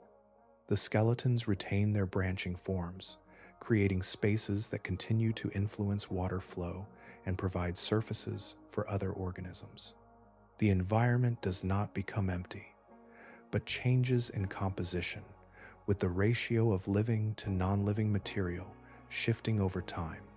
This balance can be altered by external forces that act quickly compared to the pace of coral growth.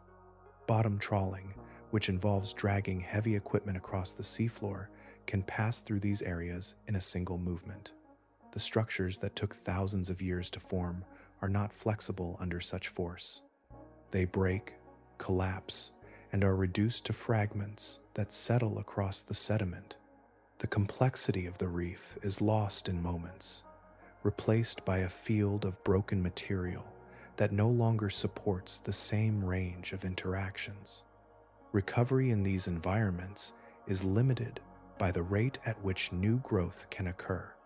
Given the slow pace of coral development, the reformation of a structure comparable to what was lost would require timescales that extend far beyond those of immediate observation. In many cases, the conditions necessary for regrowth may no longer align, leaving the area in a state where the existing fragments remain without being rebuilt into the forms that once defined them. Surveys of these regions indicate that in some areas, the amount of dead structure now exceeds that of living coral. This shift reflects both the natural progression of growth and decline and the influence of external disturbances that accelerate the transition. The reefs remain present, but their composition changes, with the accumulation of skeletal material becoming the dominant feature. In these depths, the record of growth is preserved within the structure itself. Each layer of skeleton reflects a period when conditions supported expansion, while the spaces between indicate intervals of change. The graveyards hold this history in place, forming landscapes where time is visible through the forms that remain, even as the processes that created them continue at a pace that rarely aligns with the present. Light does not vanish all at once as depth increases, but fades in slow increments, thinning until it no longer defines shape or direction. Between 200 and 1,000 meters, the ocean settles into a dim interval where outlines soften and color withdraws, leaving a muted gradient that never reaches full darkness, yet never returns to brightness. This region, known as the mesopelagic or twilight zone, exists in a state that is neither surface nor deep, suspended between worlds with its own rhythms and constraints. Within this layer, pressure builds steadily, rising to hundreds of times that at the surface, compressing bodies and shaping forms adapted to withstand the weight of water above. Temperature declines, currents move with measured persistence, and the faint light that remains filters down in a narrow spectrum, insufficient for photosynthesis, but enough to register movement. Organisms here live within this narrow band of visibility, their senses tuned to detect shifts in brightness that would be imperceptible elsewhere. As the cycle of day and night passes across the surface far above, a movement begins that extends through the entire thickness of this zone. Each evening, as light diminishes at the top of the ocean, vast numbers of organisms begin to rise. Small fish, crustaceans, and gelatinous forms ascend toward the upper layers, drawn by the availability of food that gathers where light once supported growth. This ascent is not gradual across seasons, but repeated daily, forming the largest migration on Earth in terms of sheer biomass. The scale of this movement is such that it alters how the ocean is measured. Early sonar systems, sending pulses downward, encountered a shifting layer that reflected sound as though it were a solid boundary. Operators recorded what appeared to be a seafloor that moved upward at night and descended again before dawn. Only later did it become clear that this false boundary was composed of living organisms, rising and falling in coordinated motion, creating a dynamic layer that spanned entire ocean basins. By morning, the migration reverses. The same organisms descend, returning to deeper water where the reduced light offers concealment. This daily cycle continues without interruption, shaping the distribution of life within the twilight zone and linking it to the surface above and the depths below. Within this movement, not all individuals complete the return. Some are consumed during the ascent or descent, intercepted by predators adapted to exploit the migration. Others weaken or fail, becoming part of the material that drifts downward through the water column. As this material sinks, it does not move unchanged. The twilight zone acts as a region of intense interaction where particles are intercepted, fragmented, and reprocessed. Organisms capture what passes through, breaking it down into smaller components, redistributing energy within the layer.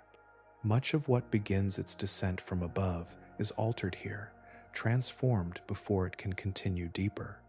This makes the twilight zone a critical filter in the ocean's carbon cycle, regulating how much material reaches the seafloor. Yet, not all of it is retained. A fraction continues downward, passing beyond the reach of this intermediate world. What escapes carries with it carbon originally fixed near the surface, transferring it into the deep ocean where it can remain for centuries or longer. This slow transfer connects processes separated by vast distances, linking the thin, illuminated layer at the top to the dark expanses far below through a continuous, if subtle, exchange. In recent years, this zone has become the focus of increasing attention. Advances in exploration have allowed longer observations, revealing patterns that were previously undetectable. New species are recorded, along with behaviors that shift with depth, time, and changing conditions.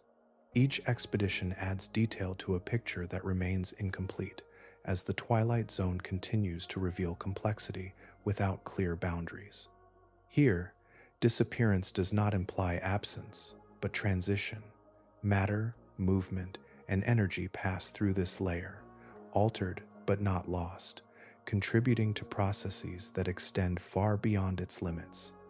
The twilight zone holds these transformations within its dim expanse, a place where what leaves one world is reshaped before entering another, continuing a cycle that unfolds continuously beneath the surface.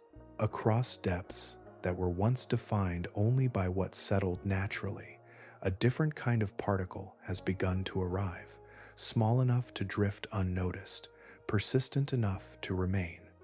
Microplastics now appear in sediment from every part of the ocean floor that has been examined, from shallow coastal margins to the deepest trenches. They move through the same pathways as organic material, carried downward through the water column, settling into places shaped over long intervals by accumulation and slow transformation. On the abyssal plain, where layers of sediment build over geological time, this new material does not replace what is already there, but rests among it. The record that once consisted entirely of biological remains and mineral fragments now includes particles formed outside natural cycles. These fragments do not respond to the same processes that gradually alter organic matter. They resist breakdown, maintaining their structure across timescales that extend far beyond those of the organisms that encounter them. As material descends through the ocean, the falling particles that once consisted only of biological debris now carry an additional component. Marine snow, already a mixture of organic fragments, fecal pellets, and cellular remains, increasingly includes microscopic pieces of plastic. These particles drift alongside natural matter, indistinguishable in movement, but different in composition. Organisms that feed by filtering or capturing what falls do not separate one from the other. The intake remains continuous, and the materials become part of the same process. Within these organisms, the plastic does not serve a biological function. It cannot be digested, and there is no established mechanism to remove it once ingested. It remains within tissues, accumulating as feeding continues. Over time, the presence of these particles becomes part of the internal environment of species that evolved without encountering such material. The process is not selective, and it extends across a wide range of organisms that rely on particulate feeding in the deep ocean. In the hadal trenches, where material from surrounding regions converges, the concentration of these particles reflects the cumulative input from above. Amphipods collected from these depths have been found to contain persistent organic pollutants within their tissues. These substances, produced decades ago and restricted in many regions since the 1970s, have reached the deepest parts of the ocean through gradual transport. Bound to sinking particles, they move through the water column and become incorporated into organisms that inhabit depths far removed from their origin. The sediment itself records this transition.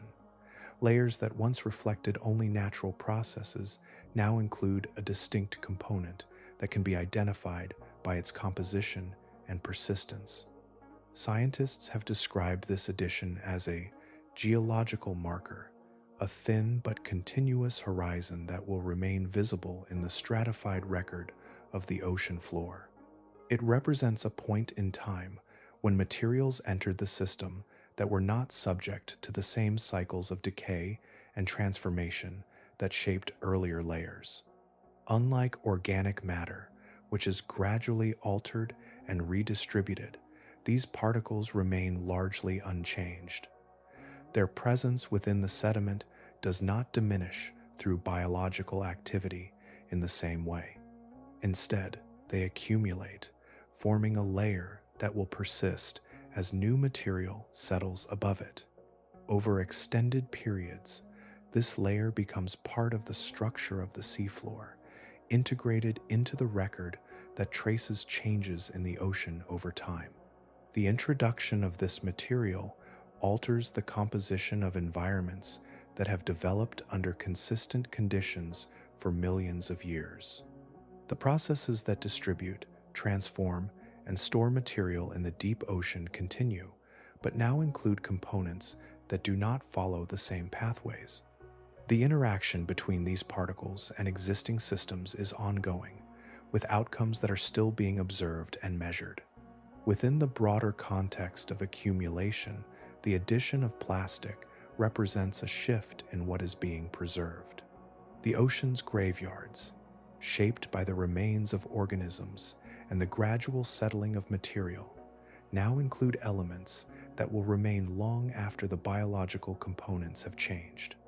This new layer does not replace what came before, but extends the record in a direction that reflects a different kind of input, one that originates outside the cycles that have long defined the deep ocean floor.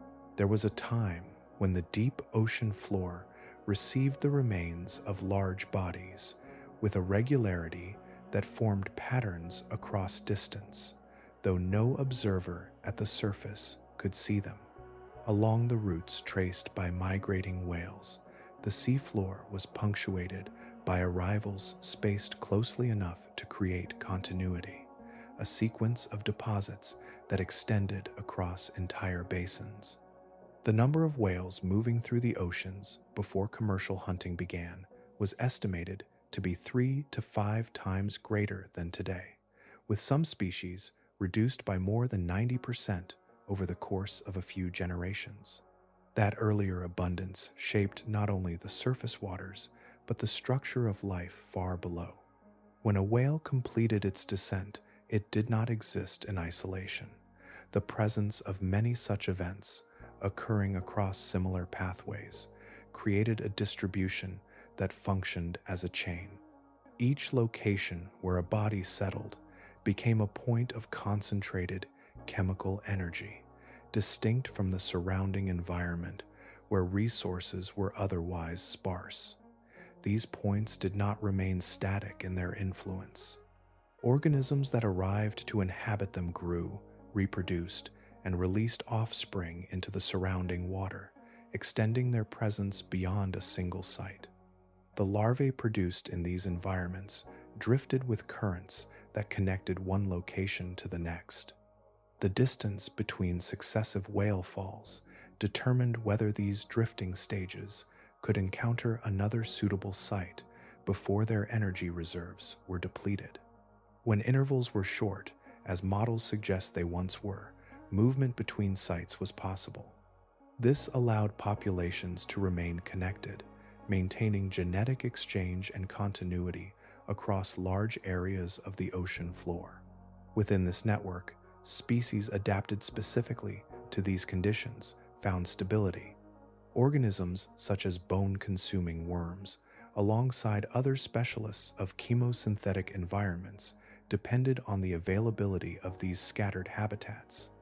Their life cycles were not confined to a single location, but extended across the chain, each generation relying on the presence of the next site within reach. The system functioned through repetition and proximity, sustained by the frequency with which large bodies reached the seafloor. As commercial whaling expanded, this pattern changed. The reduction in whale populations altered the rate at which new sites appeared along migration routes. With fewer individuals moving through the oceans, the intervals between whale falls increased. The chain that once formed a near continuous sequence became fragmented, with greater distances separating each point of arrival. For organisms dependent on these sites, the increased spacing introduced a limit that had not previously constrained them. When the distance between sites exceeds what larvae can traverse, the connection is lost.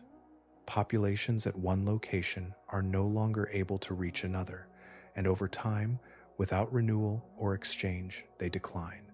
Local extinctions can occur without any change in the immediate environment, driven solely by the absence of new sites within range.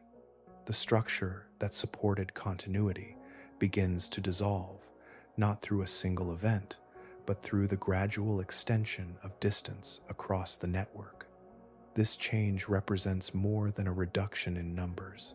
It alters the framework upon which an entire system depended. The whale fall network functioned as a series of linked habitats, each contributing to the persistence of species adapted to conditions found nowhere else.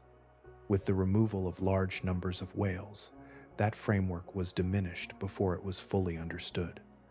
The recognition of its existence came after the processes that sustained it had already been disrupted. Recent observations suggest that the remaining connections may be under further pressure. At monitored sites off the coast of Canada, whale falls placed for study have shown an absence of organisms that were once expected to appear. Bone-consuming worms, previously recorded in such environments, have not established themselves in some cases. The conditions in these areas, influenced by declining oxygen levels, may now be limiting the ability of these species to colonize even when a suitable substrate is present. The network that once extended across the deep ocean floor persists in a reduced form, its structure altered by both past and ongoing changes. The spacing between sites, the movement of larvae, and the conditions that allow colonization now interact in ways that continue to reshape what remains. The pattern is still present, but its continuity has been interrupted, leaving sections that no longer connect as they once did. In one part of the Indian Ocean, the water column settles into a state that resists mixing, forming a layer where oxygen remains persistently scarce across a vast horizontal reach. Beneath this zone, the seafloor holds a record assembled slowly and without interruption, a surface where what arrives is placed gently and left undisturbed. The Arabian Sea's oxygen minimum zone extends across such an area, its persistence over long periods allowing the accumulation below to remain intact in a way that is rarely possible elsewhere. On most parts of the ocean floor, the sediment is continuously reworked by organisms that burrow, feed, and move through it. These activities mix layers together, softening the distinction between one period and the next. Here, in the absence of oxygen, those organisms cannot survive. The sediment remains untouched after it settles, preserving each layer as it was when it first reached the bottom. A millimeter of material corresponds to a distinct interval, its composition reflecting the conditions present at the time of its deposition. As particles descend from above, they carry with them traces of the environment through which they passed. The remains of microscopic organisms, fragments of larger bodies, and the chemical signatures embedded within them all become part of the accumulating layers. Over time, these layers form a sequence that records changes in the ocean and the atmosphere, encoded in the proportions and compositions of what is preserved.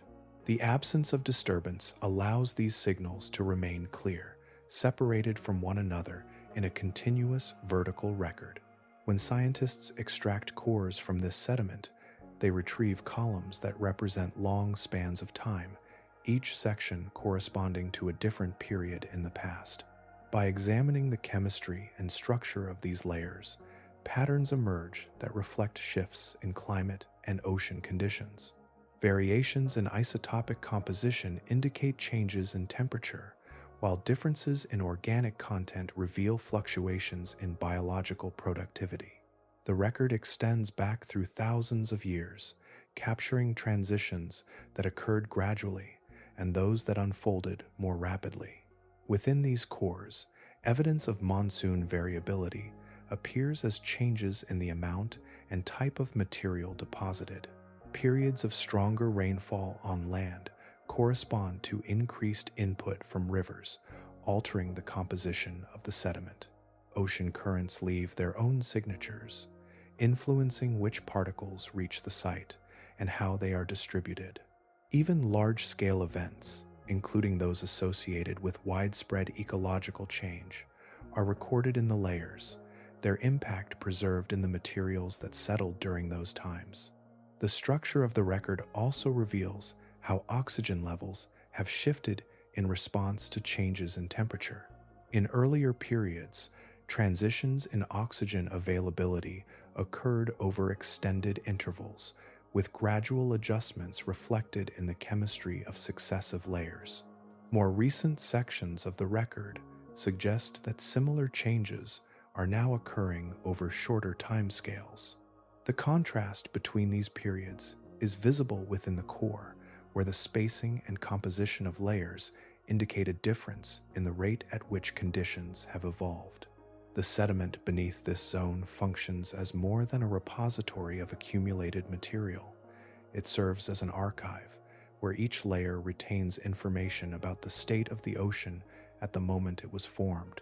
The sequence is continuous, with no gaps introduced by mixing or disturbance, allowing the reconstruction of past conditions with a level of detail that is difficult to achieve elsewhere. Each increment adds to a record that grows upward, preserving a timeline that extends far beyond the reach of written history. Scientists working with these cores approach them with a degree of care that reflects their significance. The material they examine predates any human record, yet contains information about processes that continue to shape the present.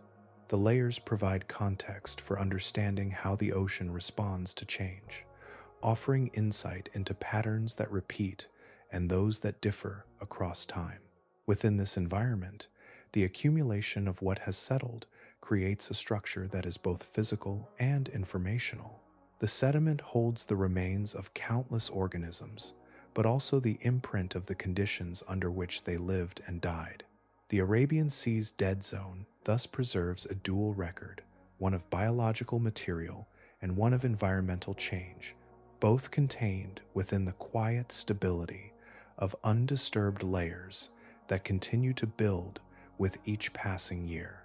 Long after the movement that reshaped the seafloor had settled into stillness, the material left behind continued to change in ways that were not immediately visible.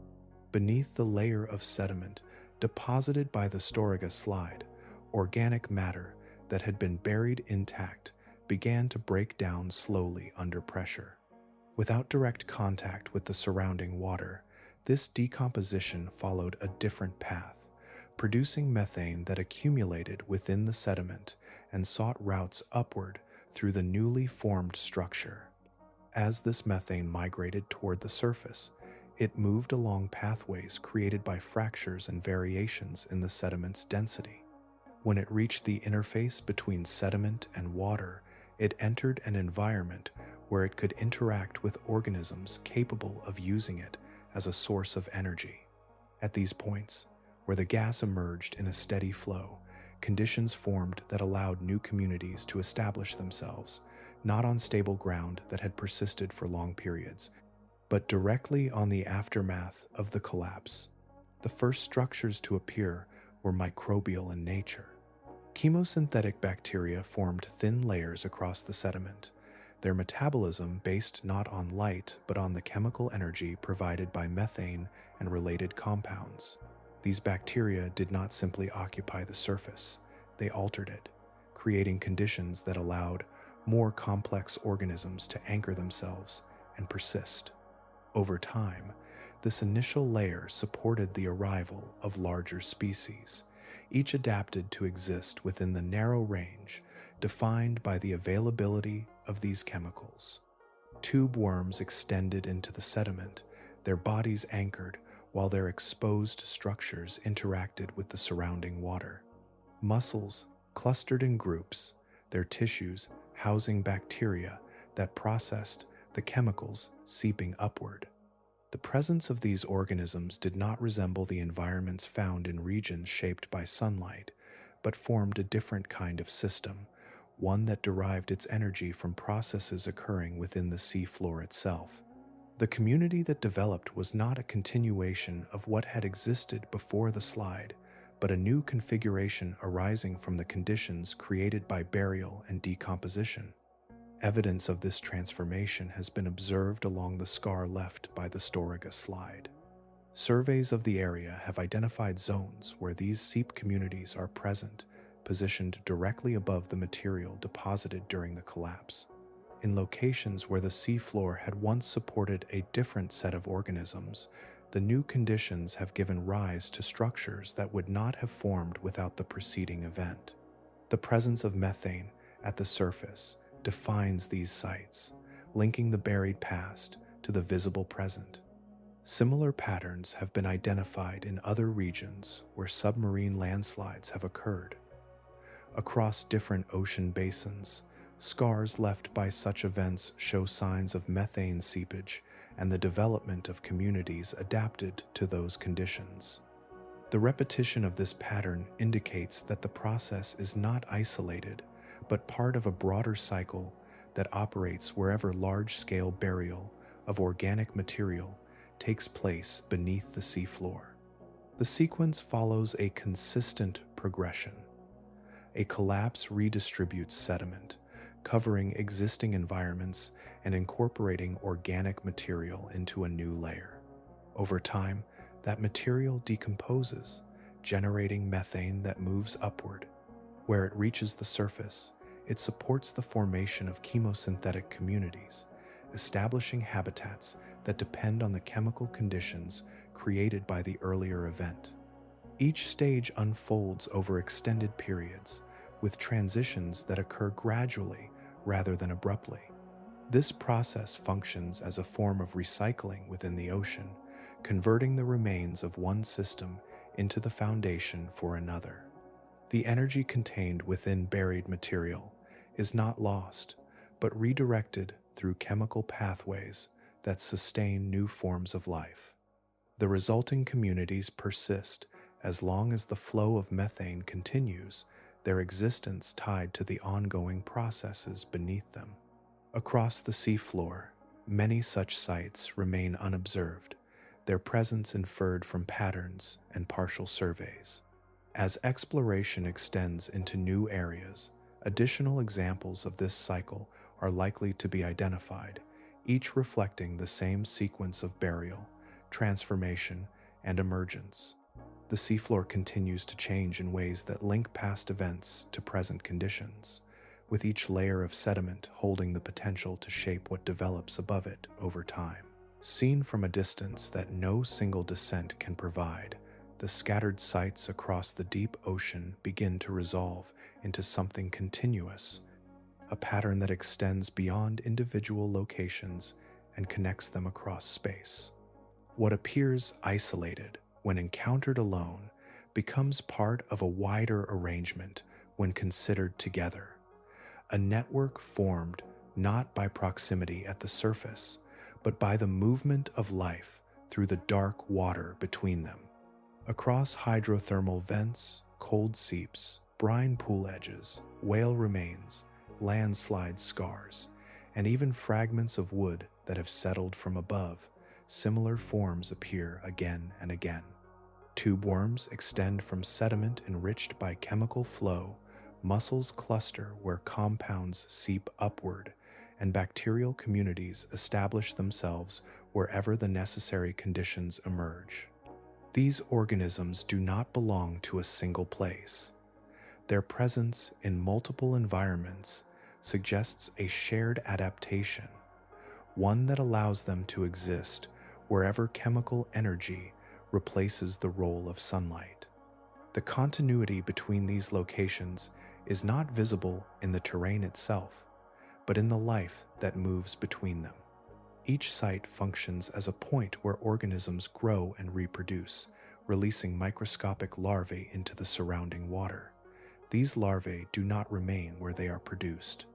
Carried by currents that move across vast distances, they drift through regions where no stable habitat exists, sustained only by the energy they carry within themselves until they encounter conditions that allow them to settle. When such a larva arrives at a suitable site, it becomes part of the community there, contributing to its growth and continuation. The success of this process depends on the distance between sites and the pathways that connect them. If another suitable environment lies within reach, the cycle continues, linking one location to the next through the movement of successive generations. Over time, this creates a chain of habitats, each connected to others not by direct contact, but by the exchange of life between them. This pattern has been described as a stepping stone system, a model in which discrete environments function as nodes within a larger network.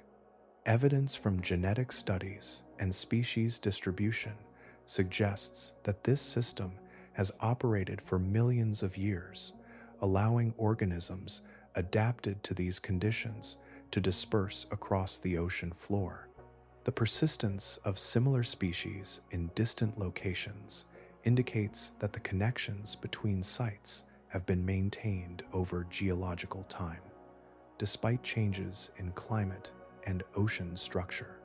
The network has endured through events that reshaped the planet, periods of global cooling, shifts in sea level, and even large-scale disruptions have not eliminated the connections entirely.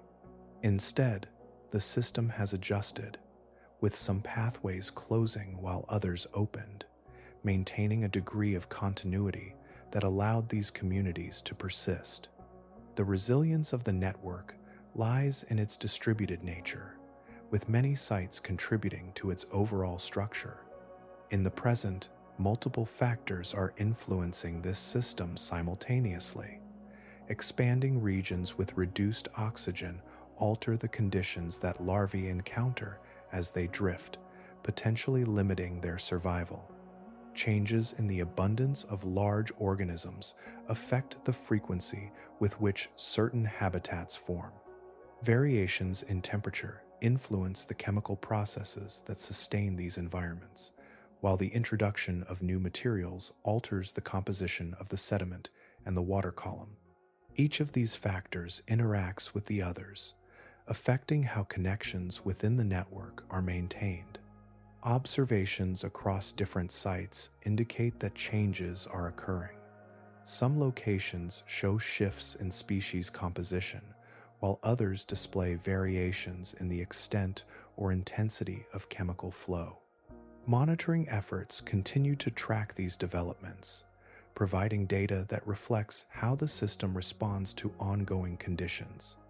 The network remains present, but its structure is not fixed, and the pathways that connect its components are subject to change. Taken together, these environments form more than a collection of isolated sites. They represent a system in which life moves, settles, and continues across distances that extend far beyond any single location. The connections between them, sustained through the dispersal of organisms and the persistence of suitable conditions, create a pattern that spans the deep ocean floor, linking processes that operate over timescales, both immediate and extended. Progress in the deep ocean has often followed a pattern that does not begin with certainty, but with descent into places where expectations are limited and outcomes remain undefined. The most significant findings have not always come from targeted searches, but from moments when observation continued just long enough for something unexpected to enter view. These moments are scattered across decades of exploration, each one adding to an understanding that emerged gradually, assembled from encounters that were not predicted in advance. In 1977, an expedition near the Galapagos Islands lowered equipment into depths where life was not expected to persist in complex forms. The objective of the mission did not include the study of biological communities, and no specialists in that field were present on board. As the camera transmitted images back to the surface, structures appeared that did not align with existing assumptions. Tube worms extended from the seafloor, surrounded by clams and other organisms clustered around sources of heat and chemical flow. The scene presented a system operating independently of sunlight, sustained by processes that had not been considered capable of supporting such diversity. Those observing the feed recognized that what they were seeing did not fit within established frameworks, and the implications of that moment extended far beyond the immediate discovery. A decade later, in 1987, another encounter occurred under different circumstances. A submersible was deployed to recover debris from an aircraft that had descended into deep water. During the operation, the vehicle approached a whale skeleton resting on the seafloor. Surrounding the bones were organisms that had not been documented in that context, forming a community distinct from those previously observed. The site revealed that large organic remains could support complex ecosystems, initiating a line of investigation that would expand understanding of how life persists in environments with limited external input. Years after these findings, exploration continued to reveal features that were not part of initial objectives. In 2015, during a dive in the Gulf of Mexico, A remotely operated vehicle was returning toward the surface after an extended period below. Near the end of the descent, the camera passed over a boundary that marked a transition between two distinct bodies of water. The edge of a dense, chemically altered pool came into view, its surface behaving in a way that resembled a separate layer within the ocean. The discovery occurred in the final minutes of the dive, at a point when the primary tasks had already been completed, demonstrating how proximity and timing can intersect to reveal structures that would otherwise remain unseen. In another instance, exploration of the seafloor near volcanic formations off California led to the observation of a concentration of organisms that had not been anticipated.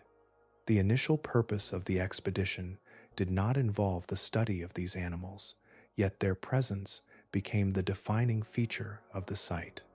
Thousands of individuals were found in close proximity, engaged in a process that linked reproduction with environmental conditions in a way that had not been documented at that scale.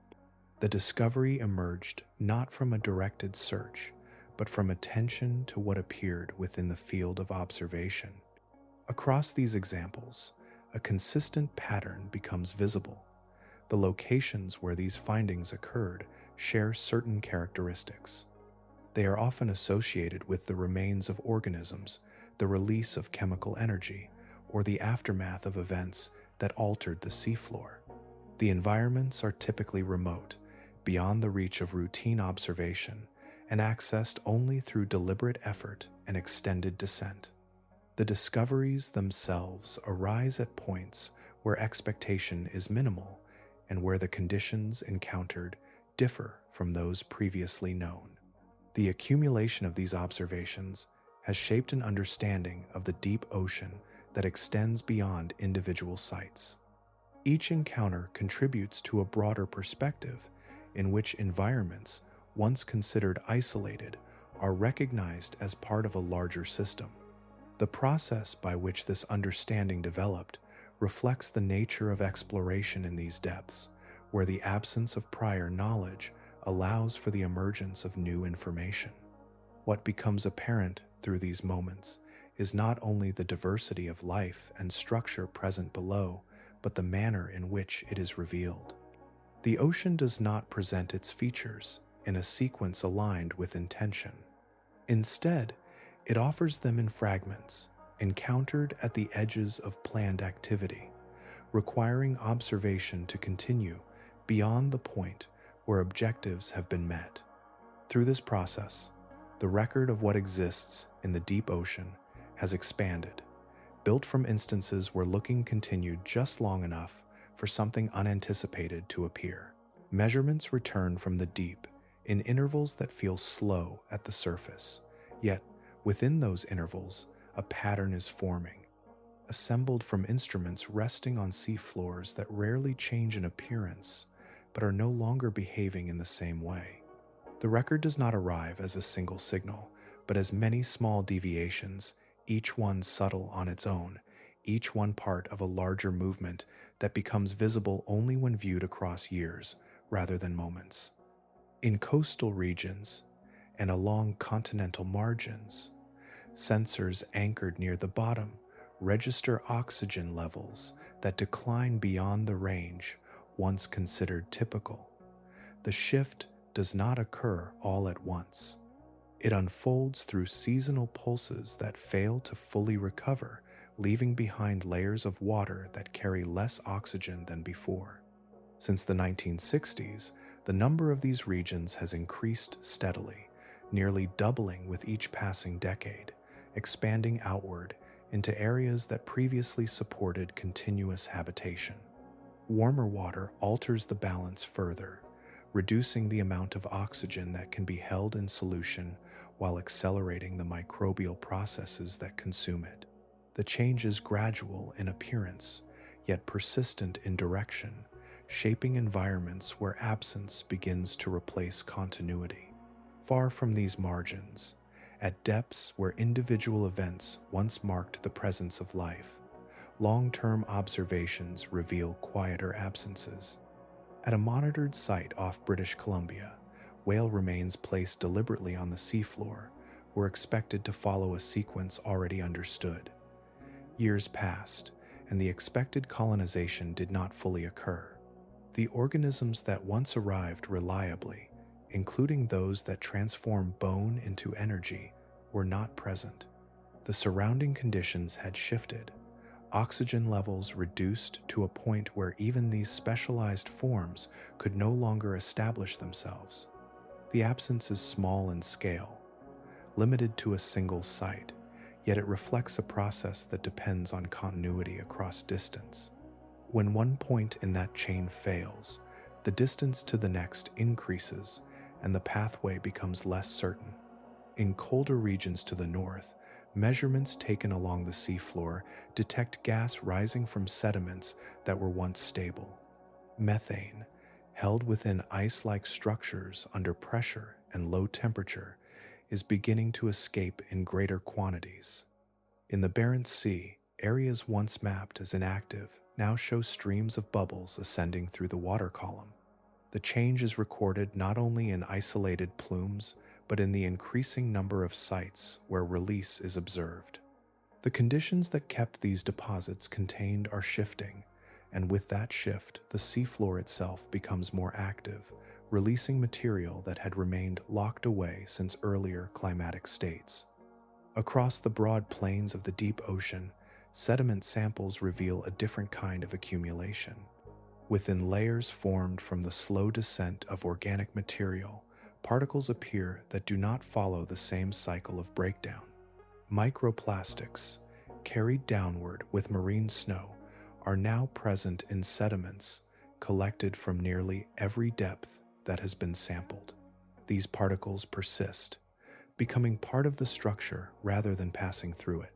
Organisms that feed within these layers encounter them as part of their normal intake, incorporating material that does not provide energy and does not decompose. Observations suggest subtle changes in behavior and distribution, though the full extent of these shifts is still being traced. Taken together, these signals describe a system that is no longer changing only at geological pace. The graveyards of the ocean, once shaped by processes unfolding over thousands or millions of years, are now receiving additions at a rate that can be measured within a single human lifetime. The conditions within them, once stable across long intervals, are adjusting in response to changes that originate far above the depths where they are recorded. The record continues to build, layer upon layer, each one preserving the state of the ocean at the moment it was formed, now capturing a period of transition that is unfolding more quickly than any preserved beneath it. Beneath the surface layers that shift and circulate, there exists a slower memory, one that does not disperse or fade, but settles, gathers, and remains. It is not held in a single place, but distributed across basins, trenches, caves, and plains, each location preserving what arrives within it with a quiet consistency that spans far beyond any individual moment. Nothing that reaches these depths is entirely lost. It is changed, absorbed, layered, or sealed, but it is kept. Over long intervals, the accumulation becomes a kind of record written without intention. Fine particles descend and arrange themselves into thin bands, each one marking the conditions of the ocean at the time it formed. Within those bands are traces of temperature, chemistry, circulation, and life, compressed into a sequence that can be read only by those who know how to listen to it. A few meters of this soft sediment can contain a history that extends back millions of years, each layer resting undisturbed upon the one before it, held in place by the stillness of the deep. Elsewhere, in flooded chambers formed when ancient landscapes gave way to rising water, preservation takes a different form. Objects that once existed in open air remain where they were left, protected from decay, by conditions that limit the processes that would normally return them to the cycle. Bone, wood, and woven fibers persist with a clarity that resists the passage of time, as though the moment of their abandonment has not yet fully passed. These spaces do not rearrange what they hold. They simply maintain it, suspended within water that moves so little it might be mistaken for rest. Along the paths once traveled by large animals, another pattern extends across the seafloor, not as a continuous structure but as a sequence of points, each one separated by distance yet linked through repetition. At each point, a brief concentration of material settles, is transformed, and leaves behind a trace that joins those before and after it. Over time, the sequence becomes a map of movement, a record of passage written in intervals that mirror the routes above. The spacing between these points reflects a rhythm that once remained steady over generations, a rhythm that shaped the distribution of life far below. These places share a common quality. They preserve without disturbance, allowing what arrives to remain long enough to become part of a larger story. The record they form is not selective. It includes the smallest particles and the largest structures, the ordinary and the rare, each one contributing to a layered account of the planet's history. Unlike records held in ice or exposed rock, these remain concealed, protected by depth, pressure, and darkness, conditions that slow change to a near stillness. Only recently has attention begun to focus on what is stored within them. Instruments descend, samples are lifted, and patterns are traced across regions that were once inaccessible. Through these efforts, the record begins to reveal itself, not all at once, but in fragments that gradually assemble into a clearer picture. Chemical signatures shift in ways that indicate changing conditions. Biological absences appear where presence was expected. Boundaries that once remained stable begin to move, their positions no longer fixed. The information contained within these layers does not speak loudly. It emerges through careful comparison, through repeated measurement, through the recognition of differences that would once have been dismissed as variation. Taken together, these differences suggest a rate of change that stands apart from the slower patterns preserved beneath them. The contrast between the long stability recorded in deeper layers and the more rapid alterations near the surface becomes increasingly apparent. The ocean continues to receive what falls into it, adding new layers to those already present. Each addition becomes part of the record, contributing to a sequence that will persist far into the future. The archive remains intact, its structure unchanged, its capacity to preserve undiminished. What is different now is the pace at which new entries are being written and the conditions under which they are formed, shaping a record that reflects a period of transition within a system that has long moved at a slower rhythm.